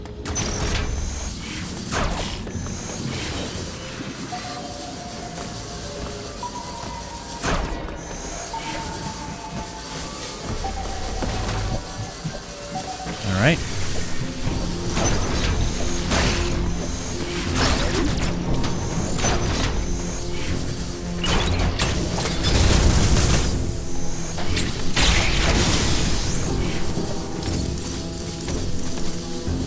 since they're not moving yet, let's make them start moving. I'm going to turn that on.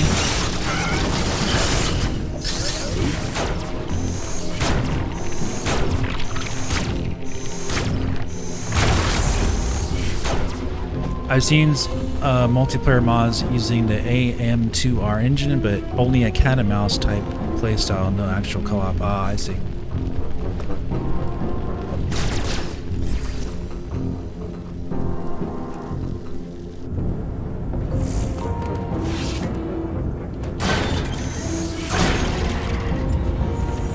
There we go.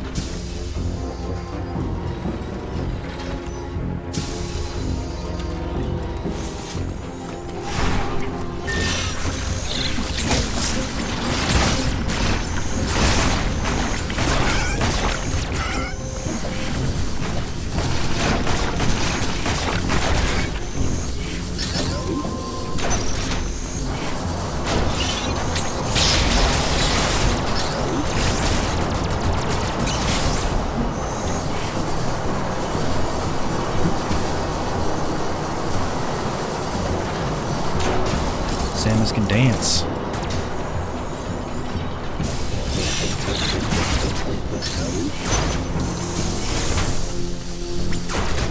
Alright, cool. That opened that up. Let's go up here now.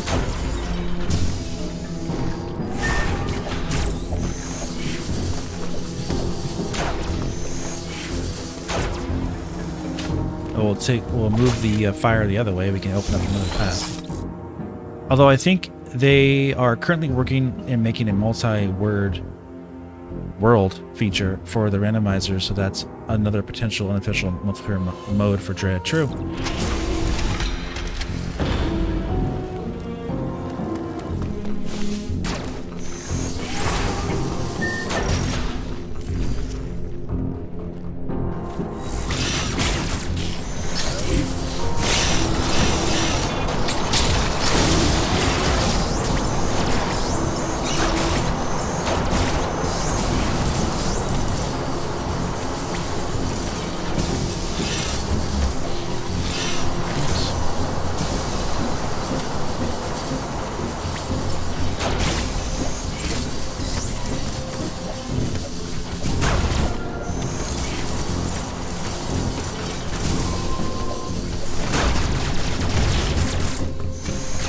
I can't do that yet. Alright.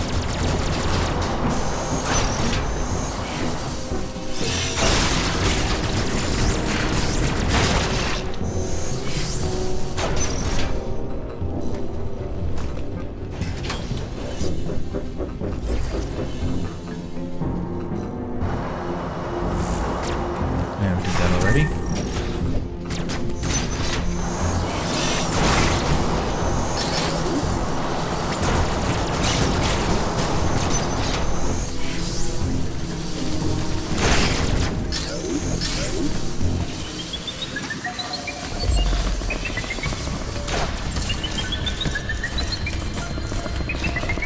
My goodness.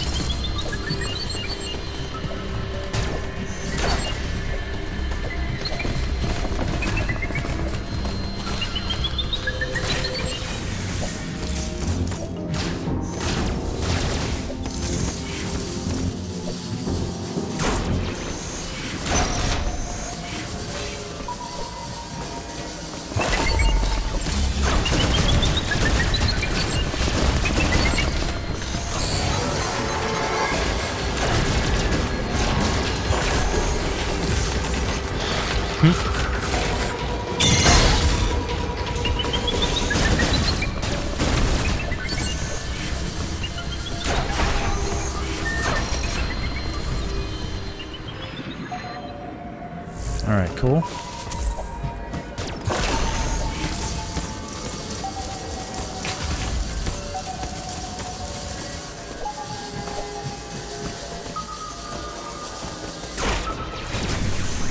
Ooh.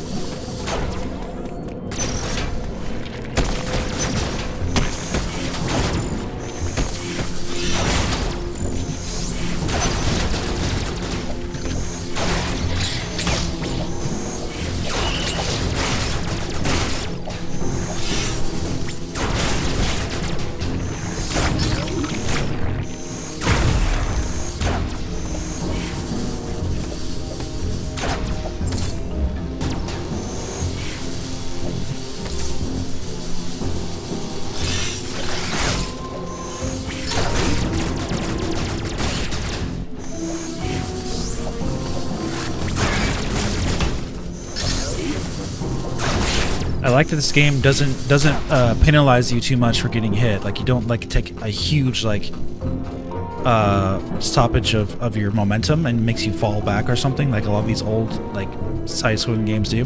What's up, Matt? Does Gaming welcome back. What mode do you have this on? Just normal mode. I'm not going for hard or rookie mode or anything. I haven't played this game in almost a year, so we're getting back in touch with it.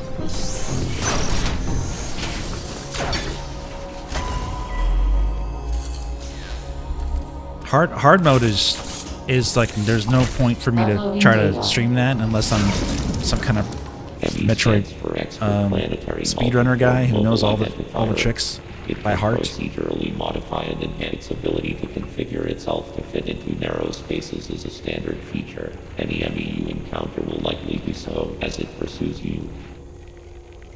You are not capable of destroying their armor plating. This would be true even at your full capabilities.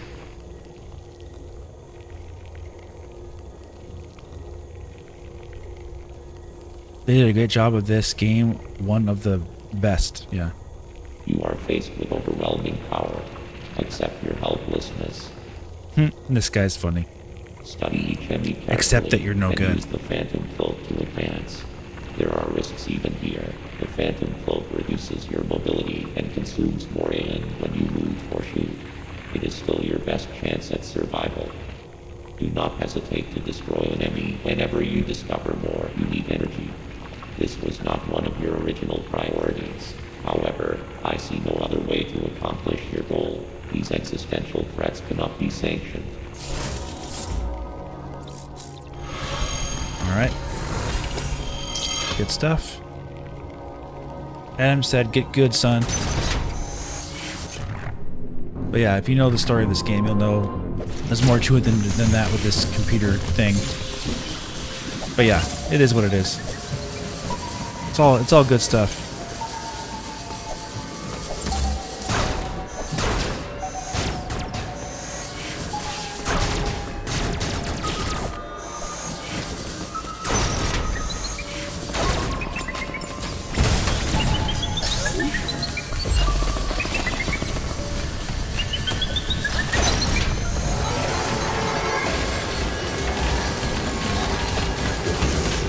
That's locked? Oh, how did I fall into him?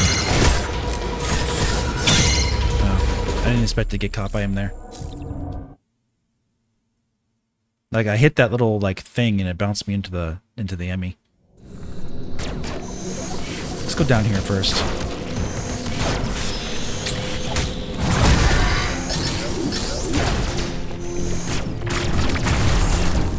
That's hot stuff.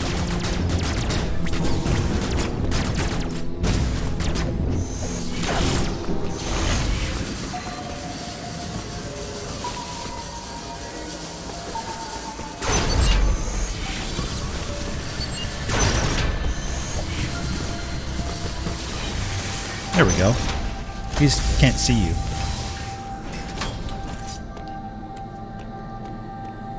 I like how Adam saw calling her lady. You don't notice until the end. It was never him. Yeah.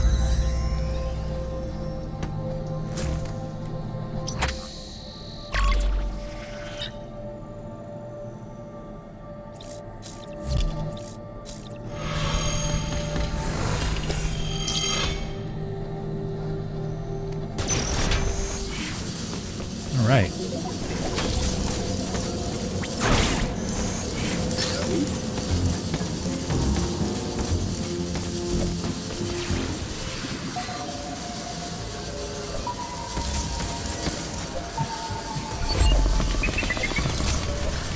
Oops. Let's go up. Let's go up, Samus.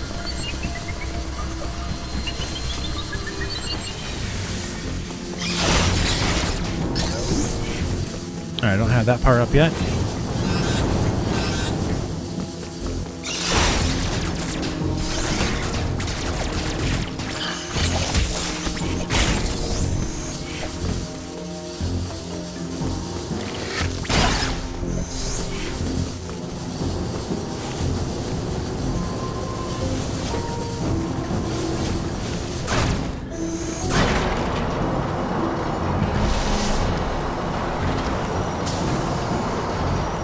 Yeah, after reading the Metroid manga, there's so much Mercury Steam could get onto. Yeah, true.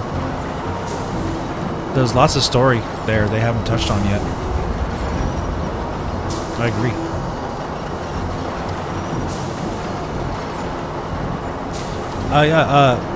Hit the like button for me, guys, if you're enjoying this, by the way. Just a friendly reminder, if you want to help out the stream as we're live, you can hit the like button and to get more people watching live.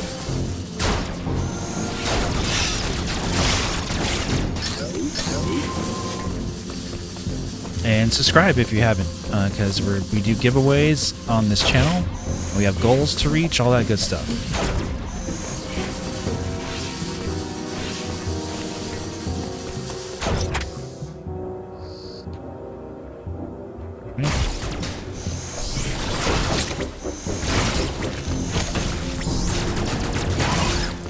Let's see here.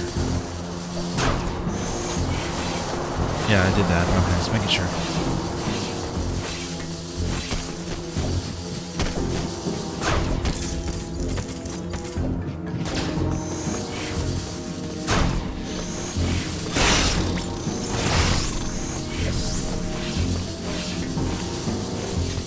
It's always fun.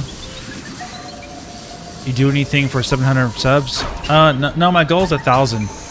But I should be able to get 1,000 pretty quick once I do a certain type of giveaway. For once they announce Metroid Prime or Metroid Prime HD Remaster, I'll do a giveaway for that. That'd be one of the goals. Pretty easy to do. We'll get there. I need to pay attention. What am I doing?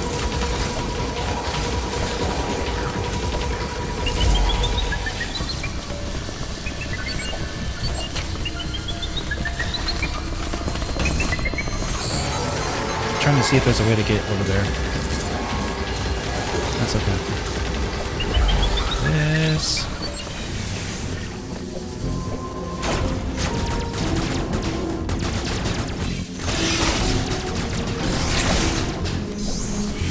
Yeah, we're only like 9 away, last I checked. Maybe we have, I don't know, like from 700.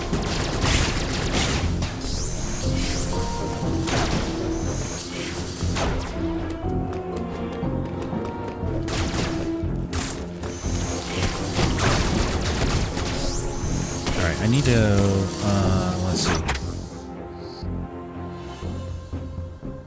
That does that. It goes back that way. I think I need to go back this way.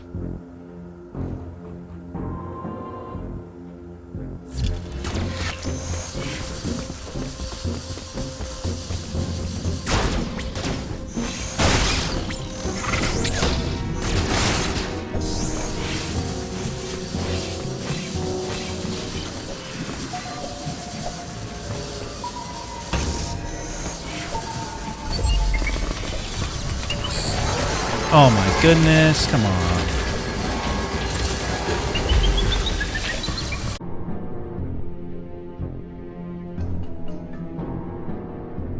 Alright, we should be back. OBS literally just stopped.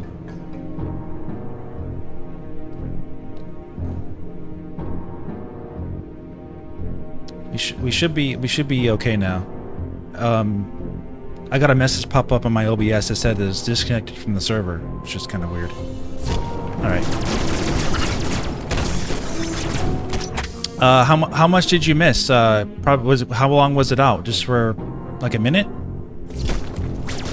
I wasn't looking at the stream, so I wasn't sure.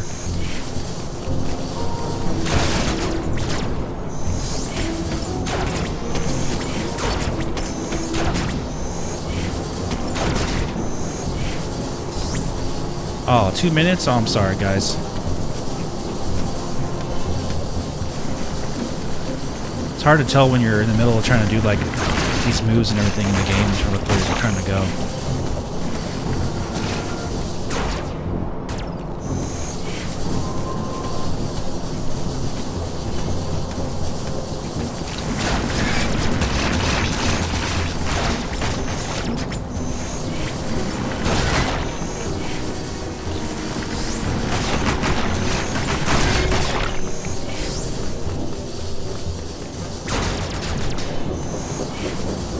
Yeah, normally it doesn't have, I don't have disconnects, like complete disconnects, so that usually doesn't happen, so I'm not sure what was going on there.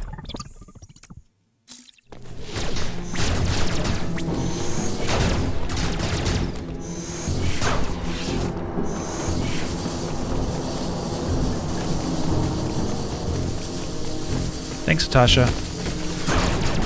All right.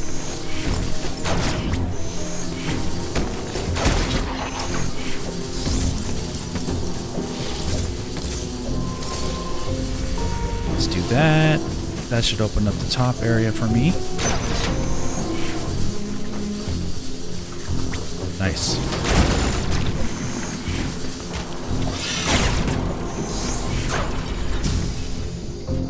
I remember being stuck in this area for a long time. My first time playing this, I couldn't quite understand this puzzle. But yeah, you just got to figure out that you need to go up and around and underneath. Ooh.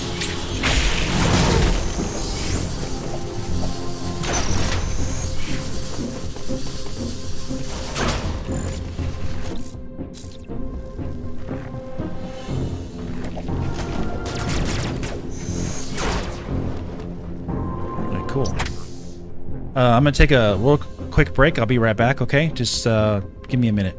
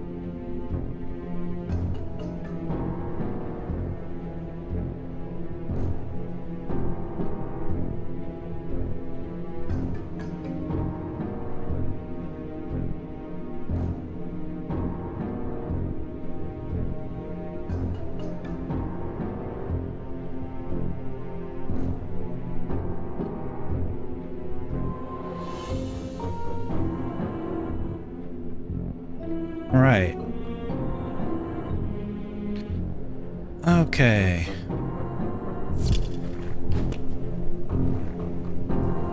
This up a little over here.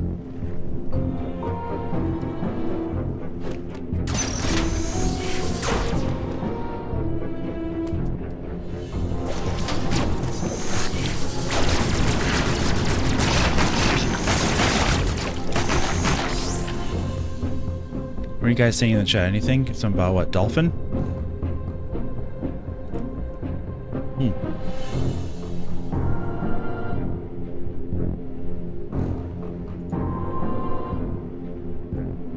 That over a little bit.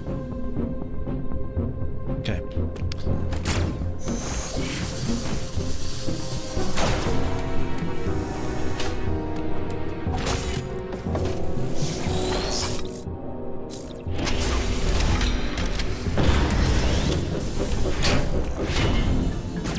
Alright, where are we now? Looks like we're connecting the dots here.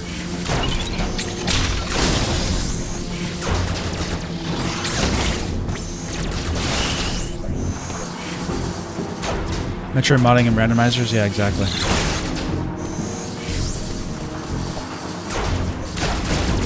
Metroid mods are really fun for all the games. Like, oh, and randomizers? I haven't done randomizers. I do modding a lot, though. Ruben, I mean, just look at all the mods I run on Metroid Prime. As long as it's easy to implement, I do lots of graphics mods and stuff.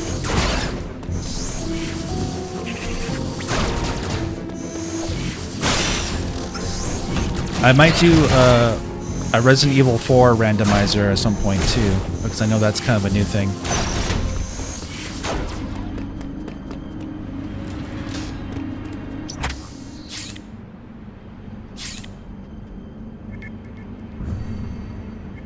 I have multiple Resident Evil 4 playthroughs on this live channel too, Ruben. On this live channel, you can check it out. And I have a playlist actually on the main page.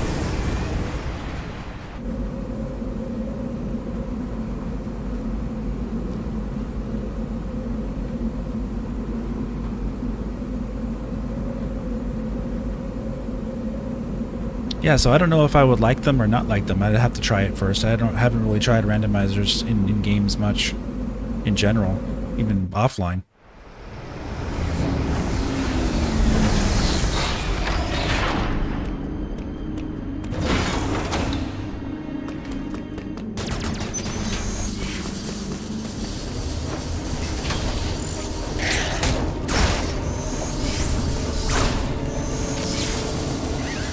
Those guys are meanies. They can't really kill them very well. Let's see here.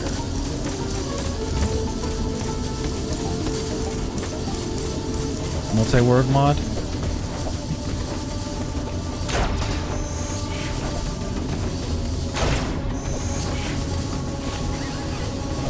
Yeah, I'm just not really into mods. So okay. Those kind of mods. I like playing the games how they're originally intended, for the most part.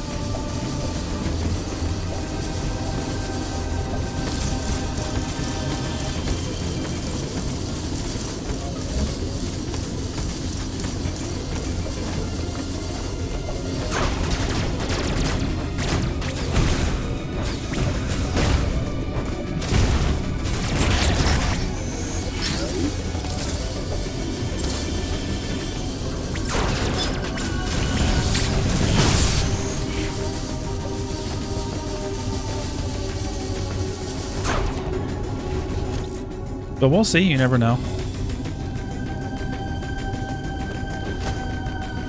What did it say? Oh, energy already maximum. Okay.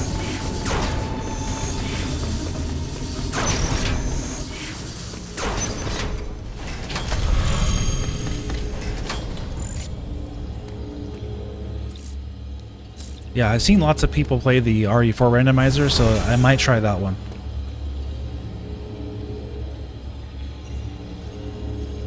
You got the Prime Hacks mod installed? Yeah.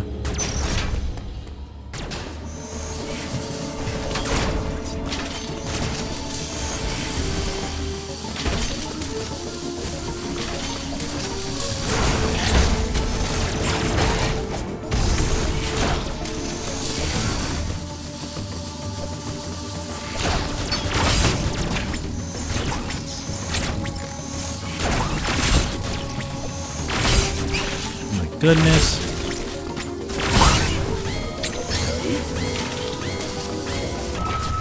Wow. Didn't expect that bug to give me such a problem.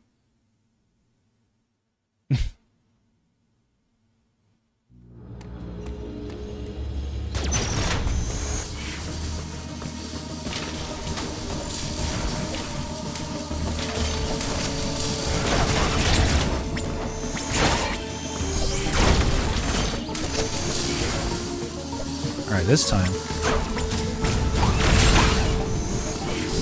Not this time. Oh, that thing really hurts you right there, that bomb thing.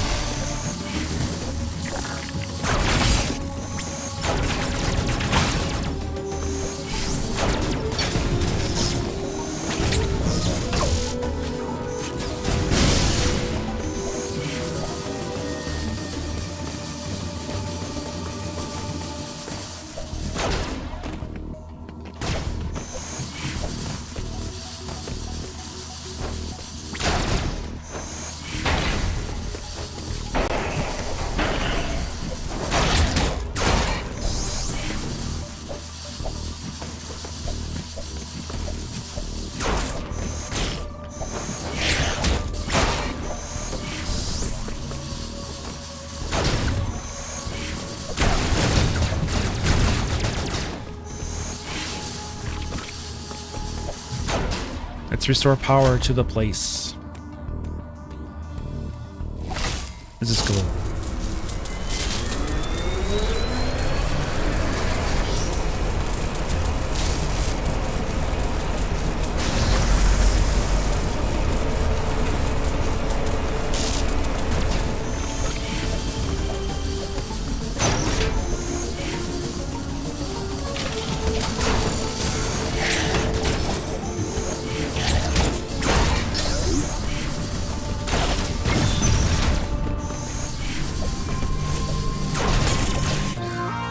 Yay! Alright. Wide beam acquired.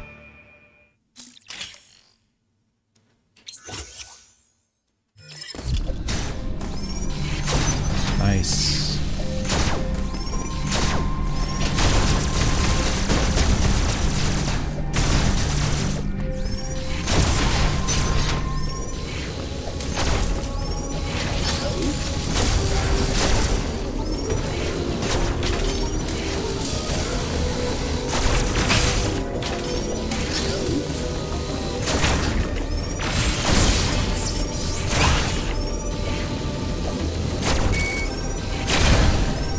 Gotta love it. Like that upgrade.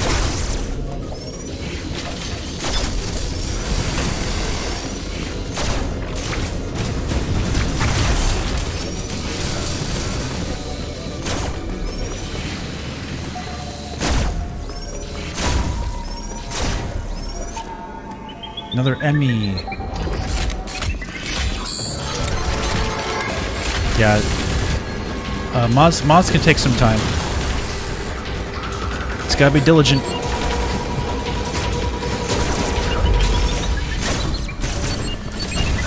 Aha. Run, run, run.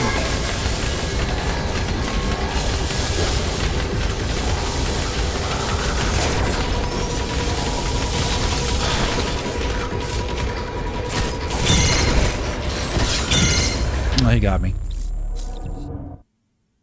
A little different timing on that one.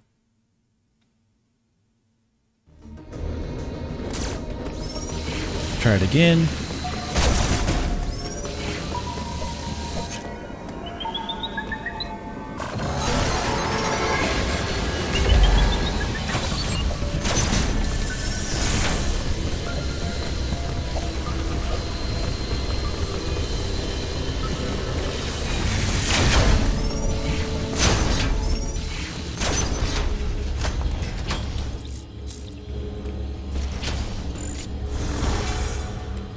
Yeah, the original Switch having it homebrew is one of the most exciting things ever done.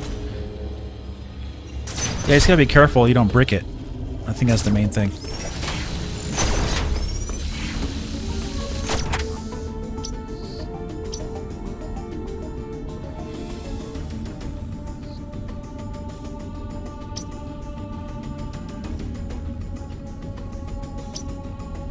Used.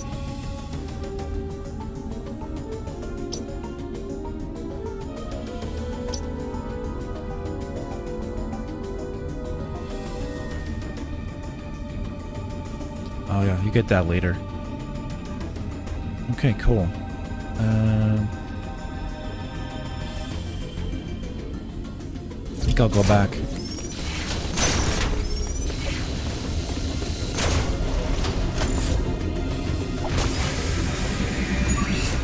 Good thing you have 2 so far. Yep. True that, true that.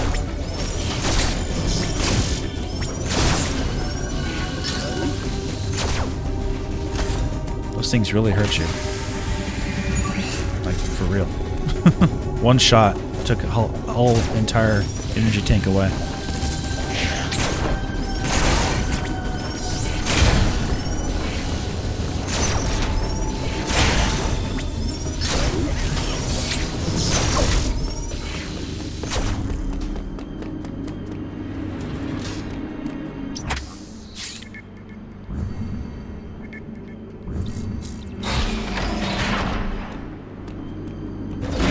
Nice. Thanks for coming out to the stream, guys. Appreciate it as usual. This is a fantastic game. Like I've been saying, my favorite game on the Switch. And I did post a review in the chat here. If you scroll way up to the top, if it keeps that there. I did post a link to my review of this game that I posted on my main channel last year. Or you can just go to my main channel and check it out. It's the featured video on my main channel, the review of this game.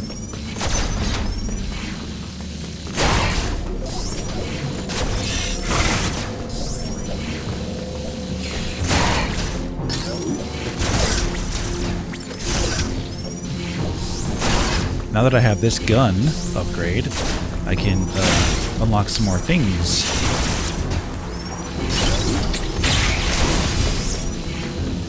Like this. Open that path up.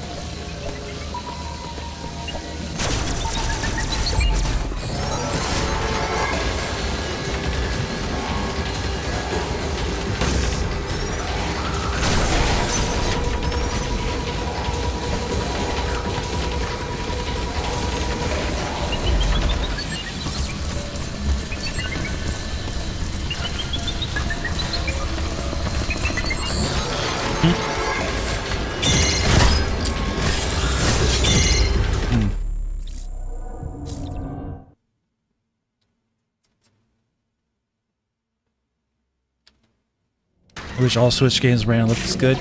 Yeah.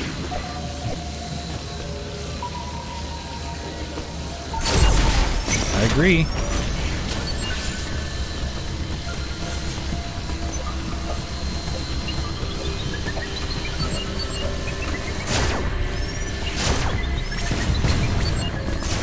I don't think I can do this right now.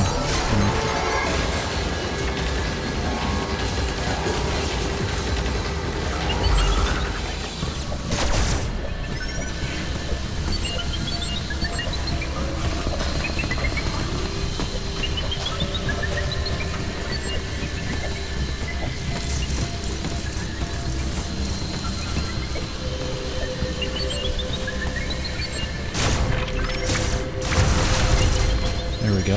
Yeah, that's good. Oh, good.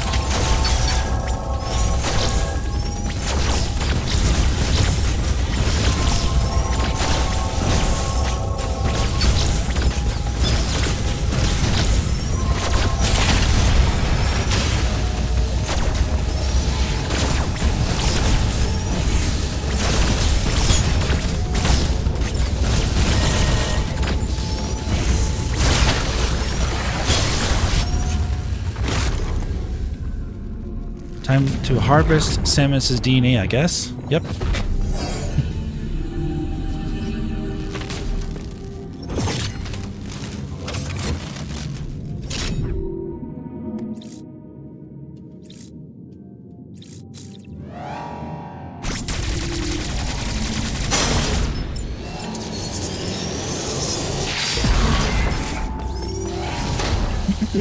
Okay. Time to kill the EMMI.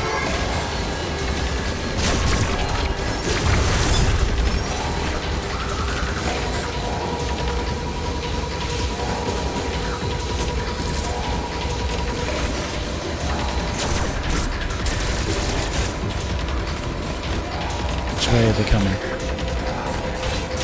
That's not the way I want them to come.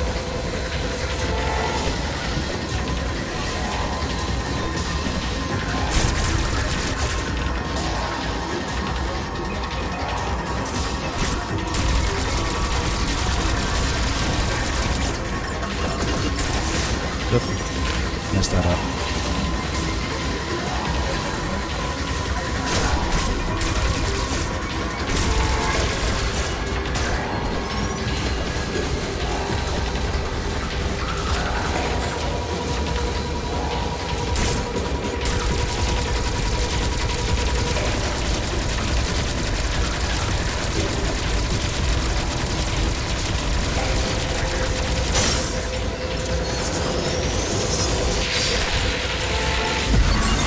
There we go. The EMMI only wants a hug and to harvest your DNA. But that hug, though, yeah, the hug was what always gets you in the end. The hug always gets you. We got a hug first. Morph ball acquired. Thank goodness. It's about time.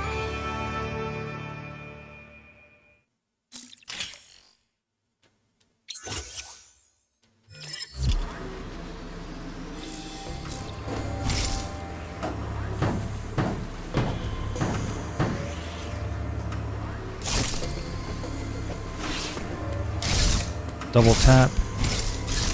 Tap once.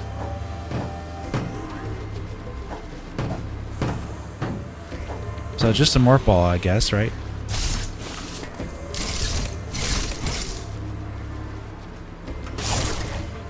No morph bombs.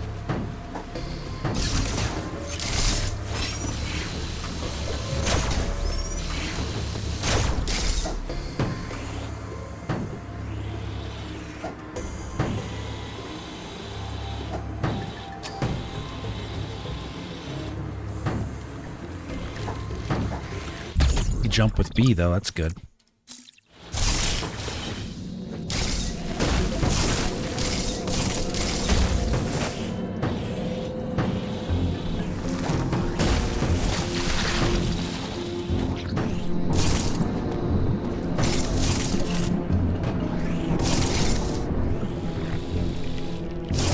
Waiting for the morph ball for the first time, yeah, exactly.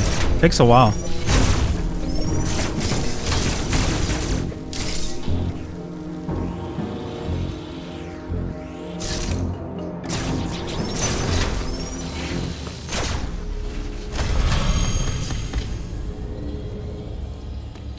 Game story was so epic at the ending, I wonder where the story would go next. Yeah, that's true. I guess they already have ideas, though, for Metroid 6, so we'll have to see what they do with it.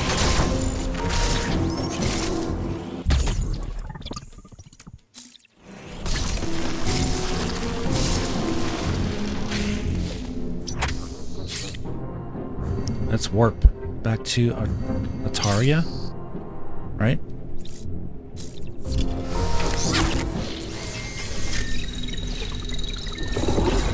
Metroid's one of those games that can look great and run so smoothly. Yep, it's all about that art style. Art style is really good.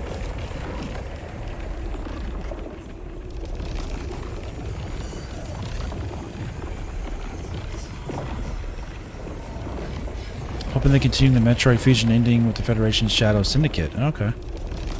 Maybe.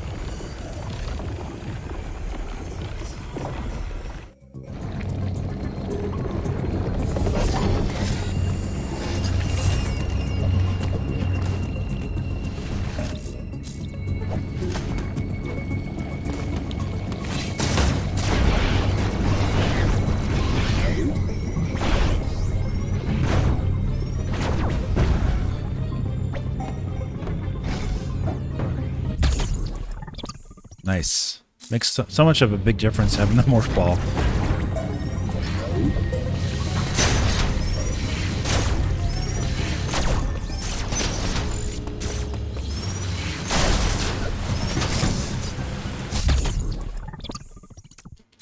Energy tank parts. They don't actually give you a full energy tank. Yeah, parts of them. Takes a while.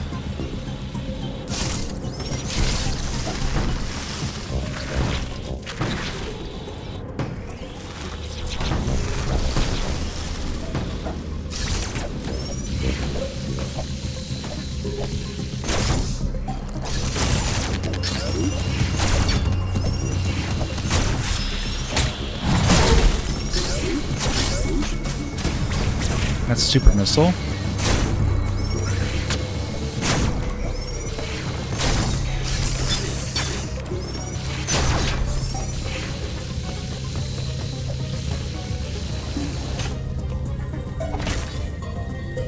Adam said to Samus that her actions would have consequences, didn't fully develop. Yeah, true.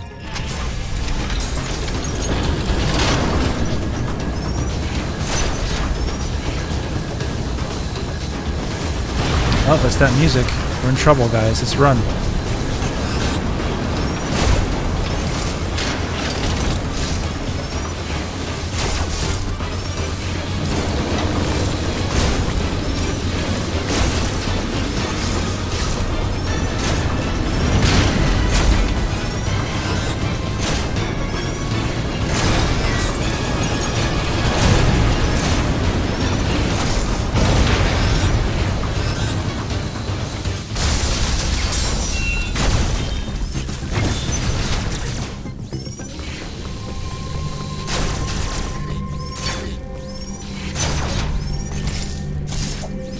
We're getting a better suit.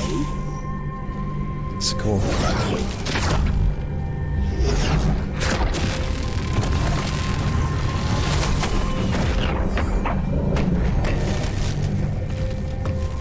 Here's hoping next game after Dread expands on in-game music. Yeah, I agree. They're going for a more atmospheric, silent tone with more like cues than actual full-on like written music.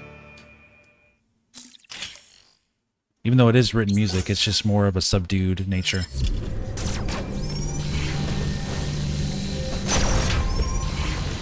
I can go in the hot stuff now.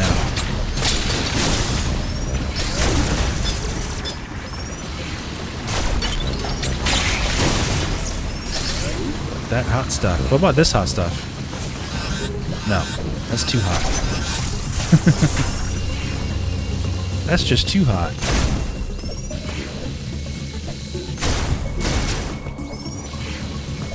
Let me see something. Let me go back.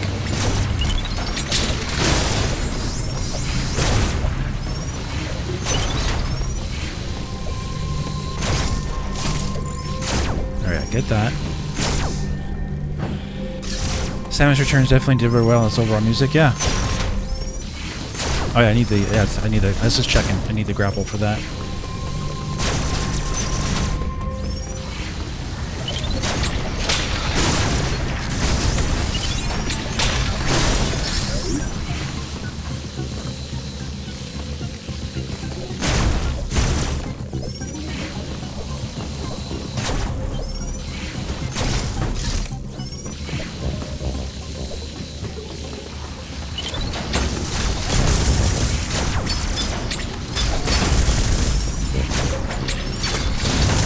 You can't just shoot this guy.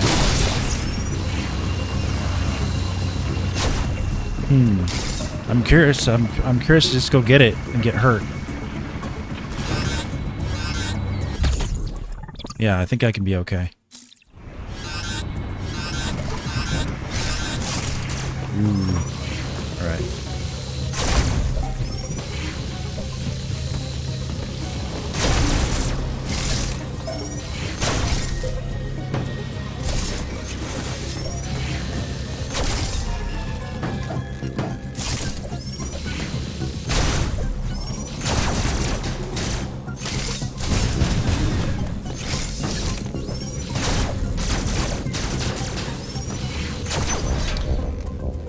That confused me so much when the game first released. The very suit couldn't go in the lava. Yeah, that's weird, huh?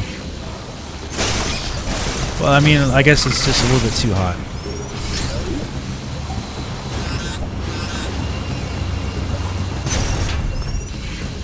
Just a little bit too hot there.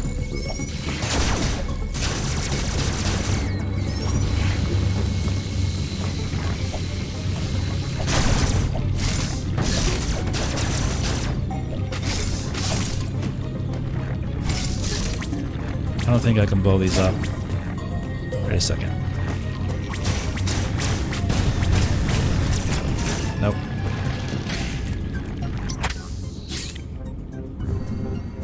I guess the lava has different volatile material than the various suit wasn't designed to handle. Well, I mean, if you remember Metroid Prime, you still couldn't walk in lava in Metroid Prime in Magmore Caverns. You could withstand the heat, though, just not the lava itself.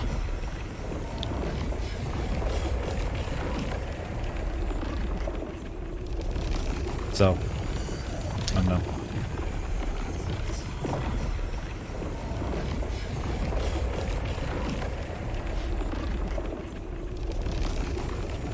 Like, you couldn't even walk in the room, you know, but you could...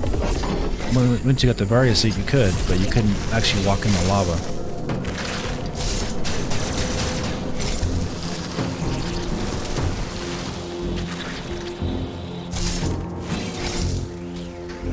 Okay, I can't blow that up.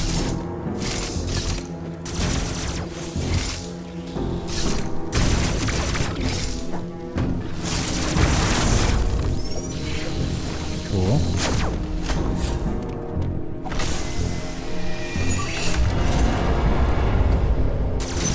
I can go in here now, you see?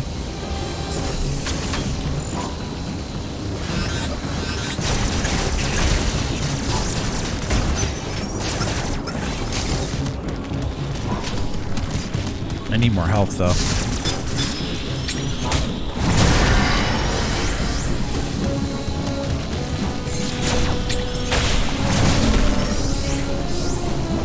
There we go, back to full health.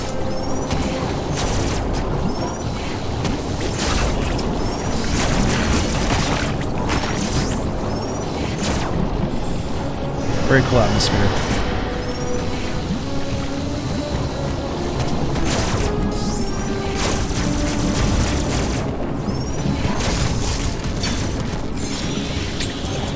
Oh, come on. It's like right next to him.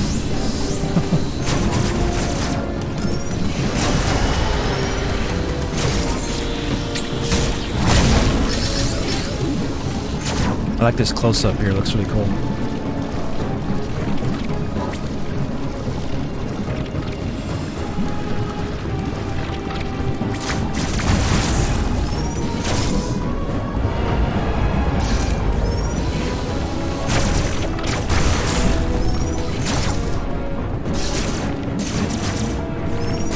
We can blow that up later.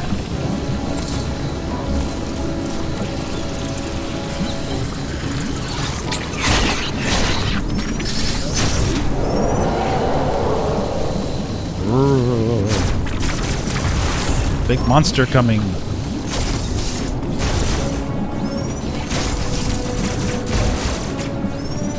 think this just takes me back. Yeah.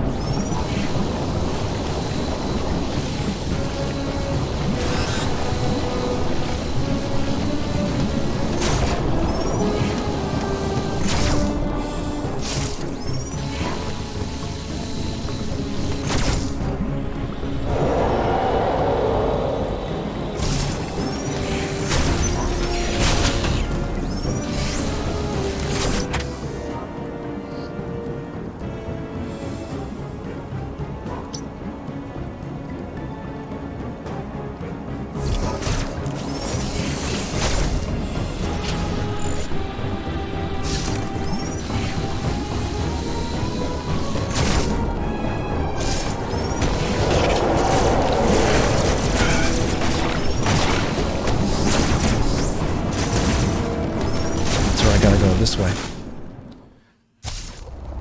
Alright, Kraid. Ready for Kraid? Dun dun.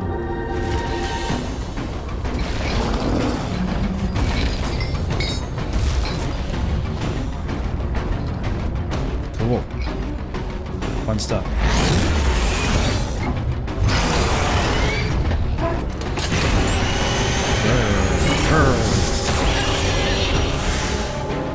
Kraid species, basically.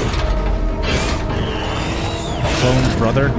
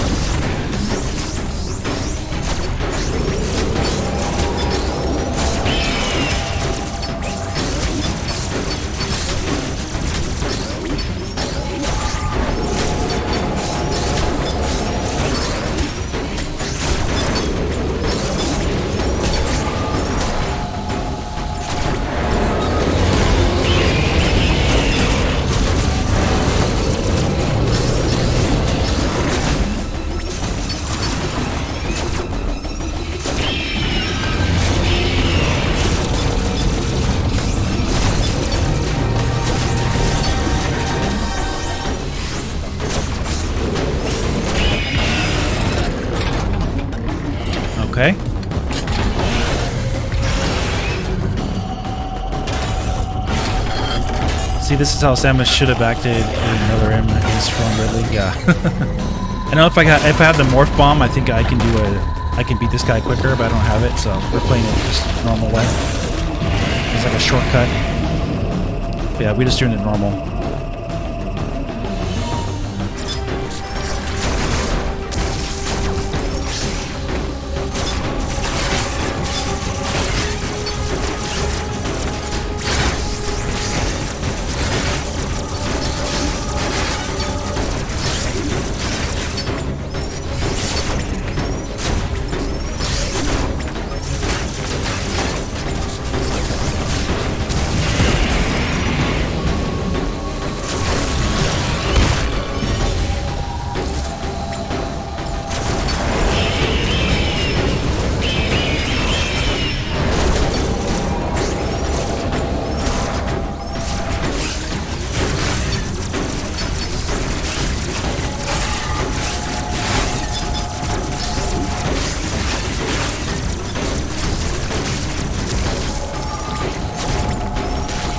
I got duck there.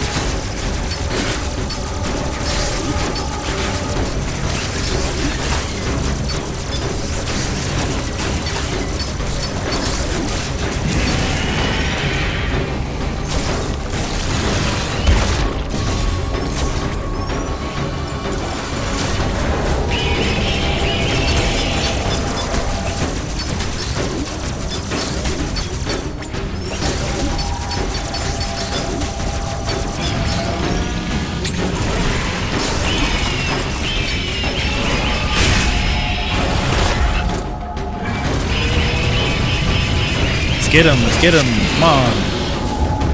You dead yet?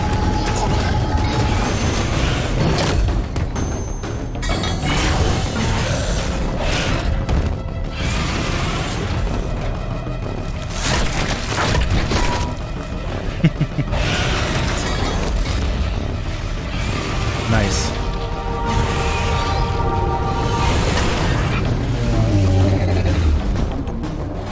If you counter at the right moment at the top there, you can get that ending a little quicker. The PTSD really kicks in after you kill something twice. It keeps coming back, yeah. Yep, Samus is a cool cat, that's for sure.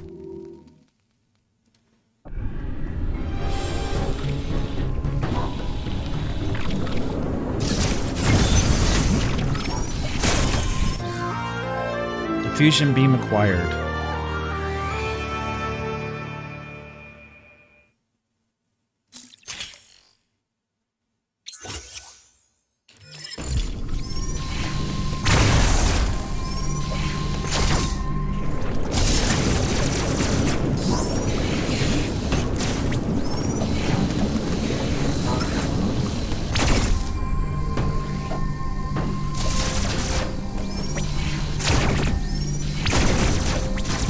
Down here I can blow up? No.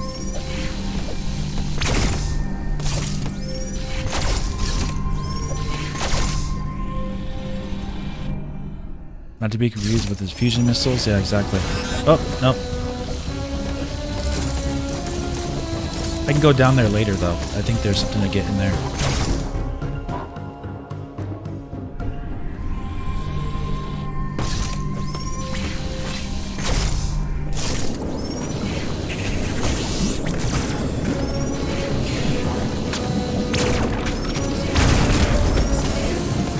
It's important so you can get through these parts here.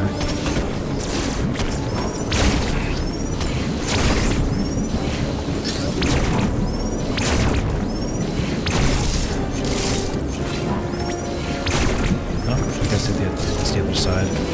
Alright. Hold off on that.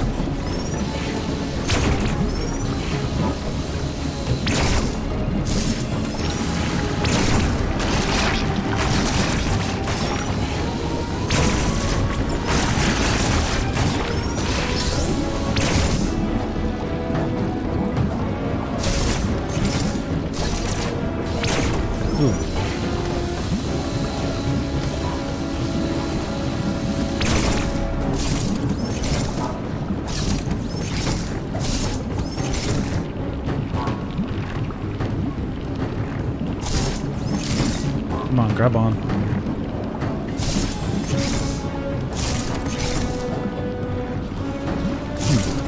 Get out of your ball. Come on now.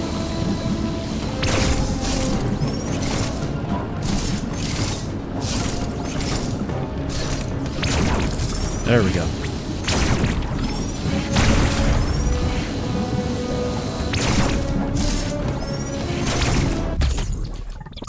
Got that.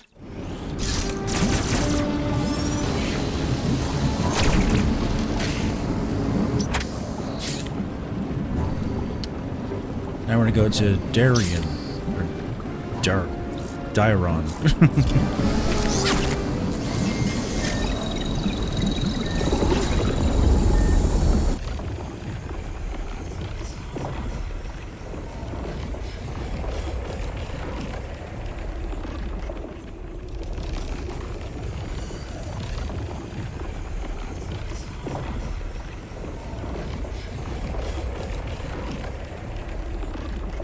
Imagine when they port this to a next-gen Switch, it'll load a lot quicker too. Loading's not bad, but it could be a little quicker.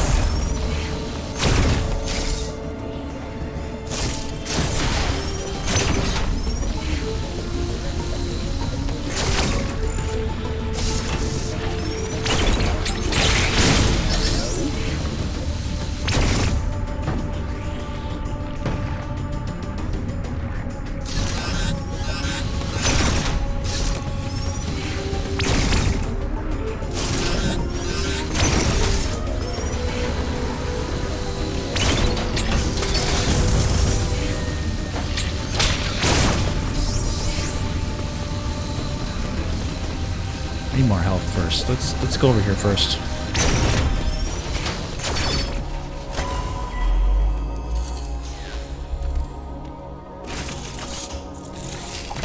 Uploading data. This area, Dairon, appears to be a biological research laboratory. You have already reactivated one generator in this area. There is another sector above you still suffering from the blackout. Find the next generator and reactivate it. You are slowly recovering your abilities. I have still not established what happened to you physically. Don't let your guard down. Your primary objective is to survive. Proceed with the utmost care. Personally, you love the subdued nature of the music, makes it fit the atmosphere so much. Yeah, I mean, I think it fits for this game, Shinigami, for sure. I don't really dislike the music. It's just less memorable than other Metroid games.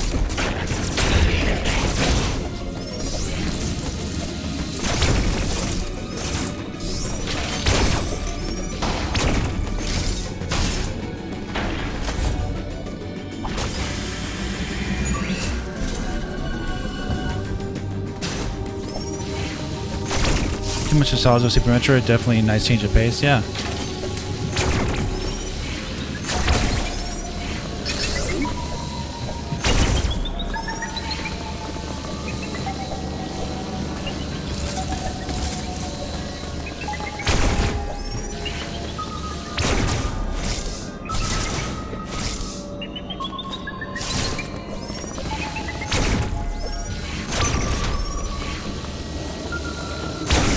I like being able to blow those up now without having to worry about bombing them.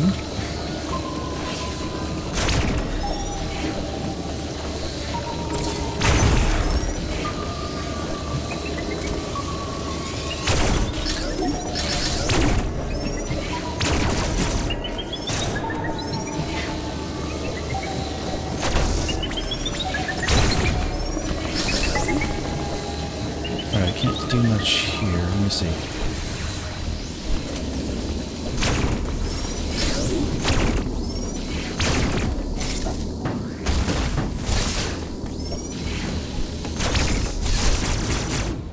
That's right. This area needs, you need a special upgrade for that.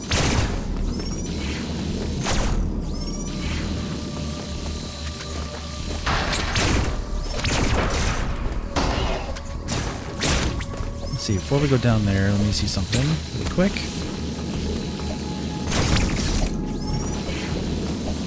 Yeah, that's that.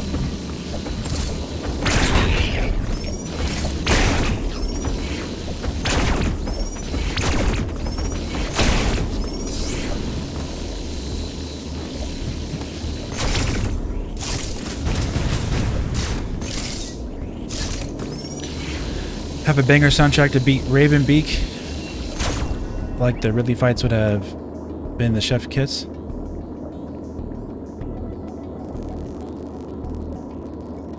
No, Ravenbeak's soundtrack was pretty good, actually. I would say that was a pretty good track.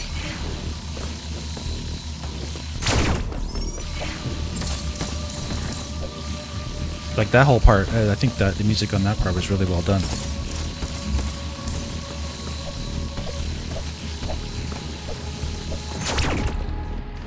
Let's see, can I get up there? Yeah.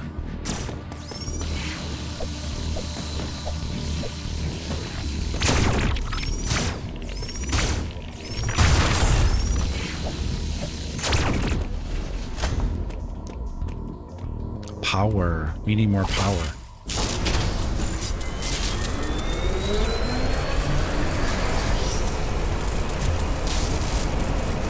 Good stuff.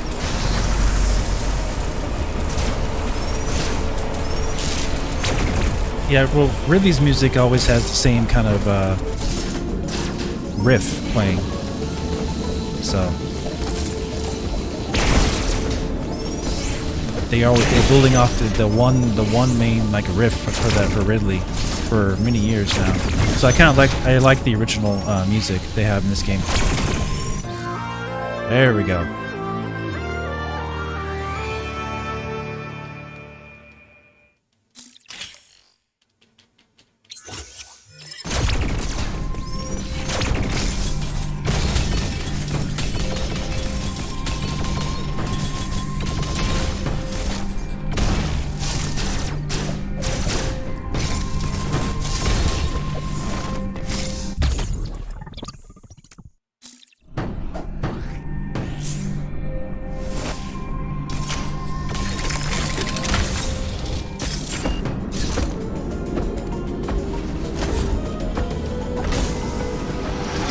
Nice. We'll fully recharge. I like it.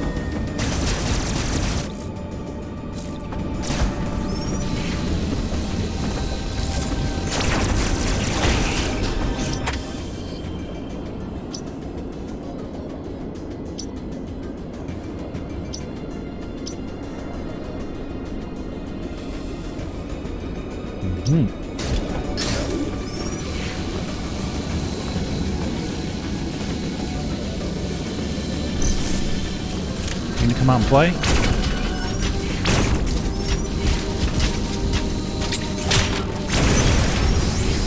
Nice.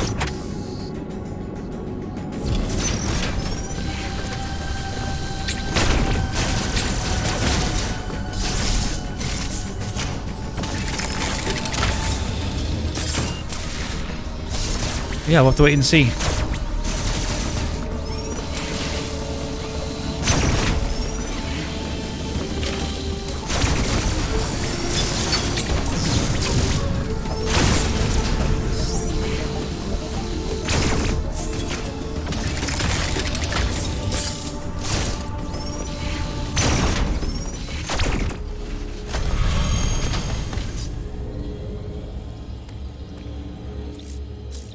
What's your guys' favorite suit in this game for Samus?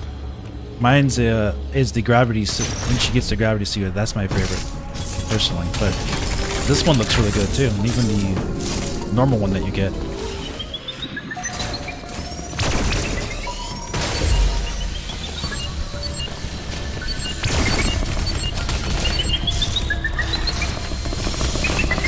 final one? Oh, the final one. I don't really count that one because you don't really play it with it very long. So, but hey, that's your favorite one, then by all means.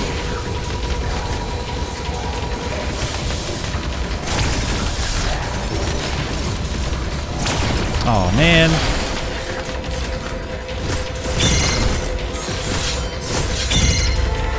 Too much of delay, man. I'm telling you. Sometimes it goes really fast and sometimes it doesn't. Just like waits.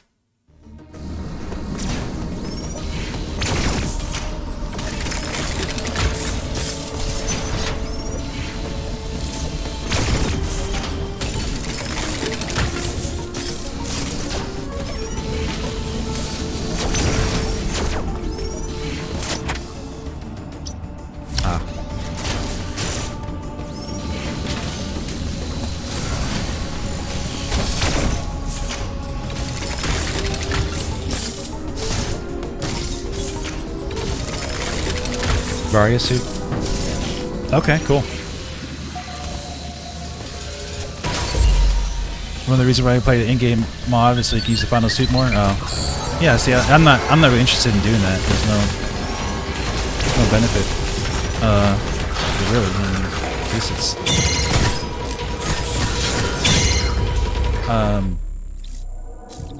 it's like cheating. I would say.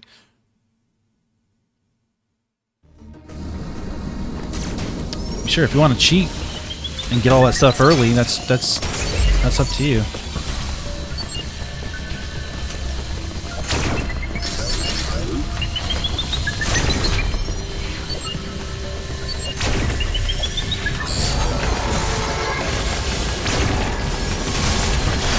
What? Oh.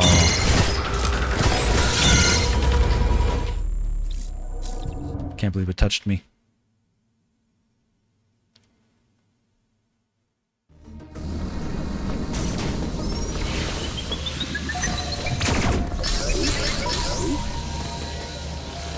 Yeah, just cosmetics.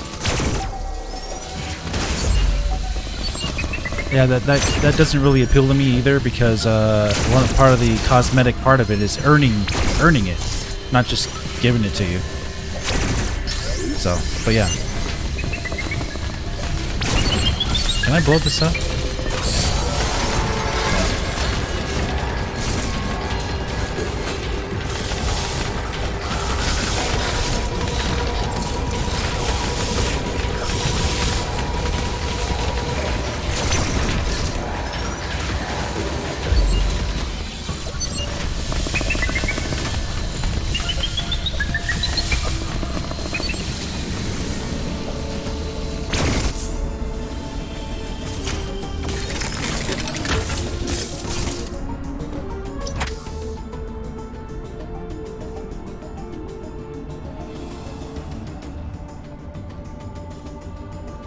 I see. New Game Plus? That's true. I guess.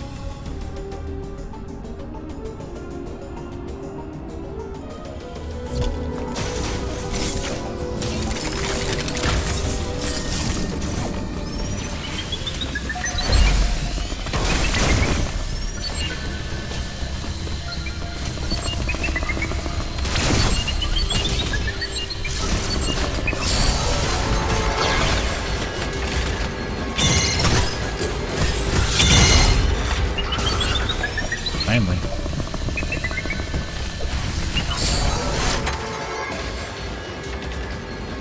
Ah, I see.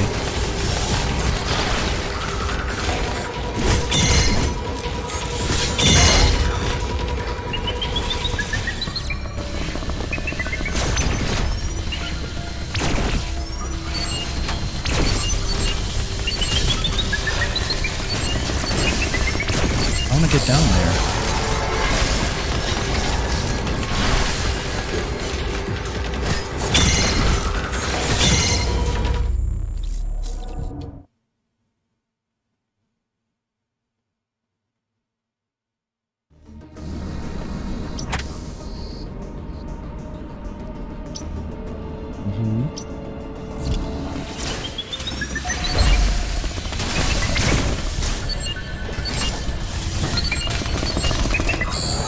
It's EMMI valve only, okay.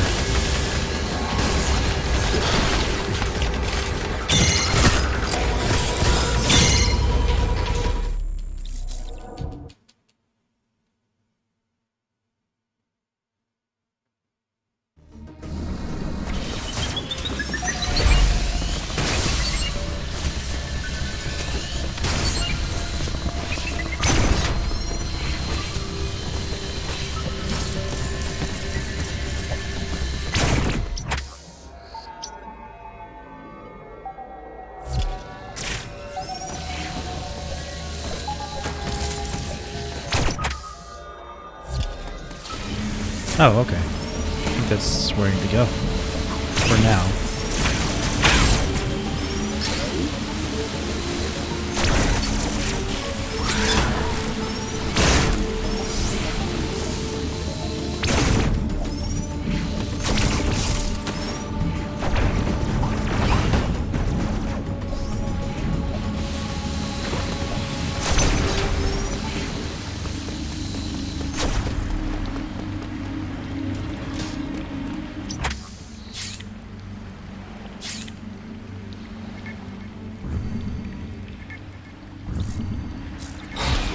Alright, so what? We saw...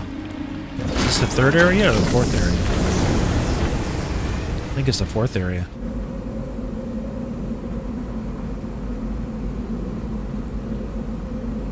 Miles Jones. Not sure if I saw you earlier, but welcome.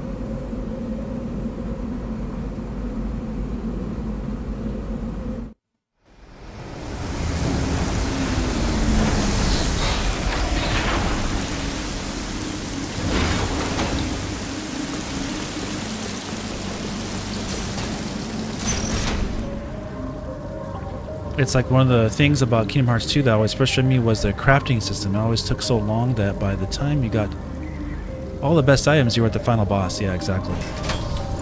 This is one of my favorite levels in the game, this one. Really cool place. I love the depth of the backgrounds.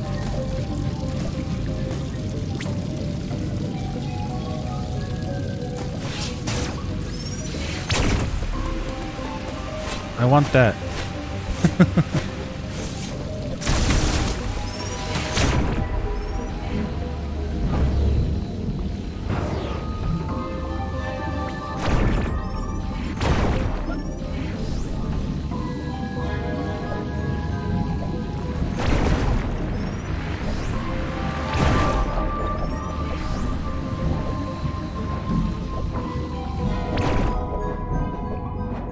You want jump? Do you want jump up there?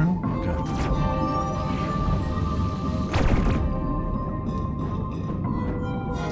So I totally wanting stuff like gravity suit and whatnot much earlier in this game, although I'm not one for cheating, modding, or because I still want to earn them. Yeah, there is ways you can get it early without cheating, just using little tricks the game shows you.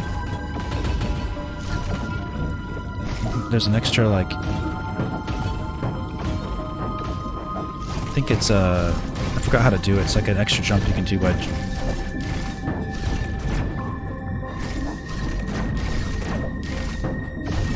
You can do this thing. But yeah, I forgot how to do it, so I have to like relearn it. It's a trick though you can do.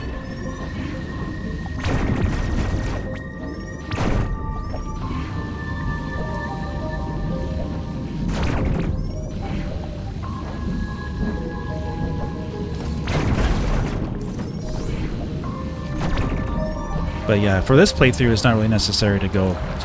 You're not speed running or trying to like cut corners, really.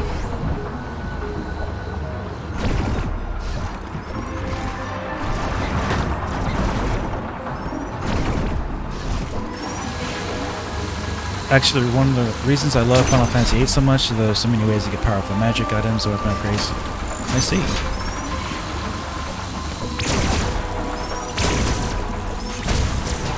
Huh.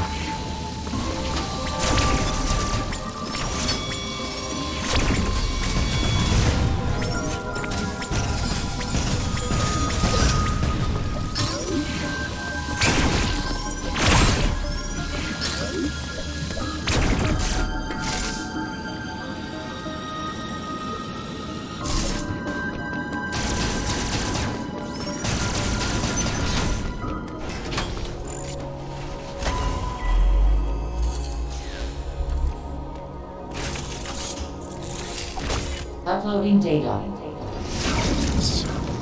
The lower levels of Pyrenia are mostly submerged. You will need your gravity suit to operate there at full efficiency. Abilities such as the grapple beam or space jump will help you maneuver underwater to an extent. Find them as soon as possible.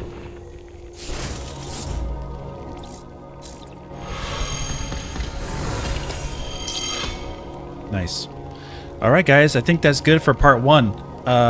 Because we've been playing for 3 hours, so I figure we'll probably do this in 3 or 4 parts. But yeah, thanks for coming out.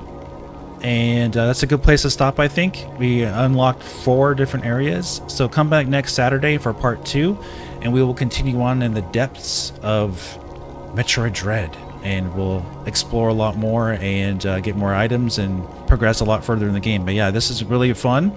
I thank you all for coming out. Please hit the like button for me and come back tomorrow for some sci-fi action with Deus Ex Human Revolution. I'm excited to get back into that game. We got a 7-hour playthrough for part 1 already on that one. That's a fantastic game. Love it. So yeah, come back tomorrow and we will see what we can do in that game too. So thanks all for coming out, and we'll see you soon. Take care.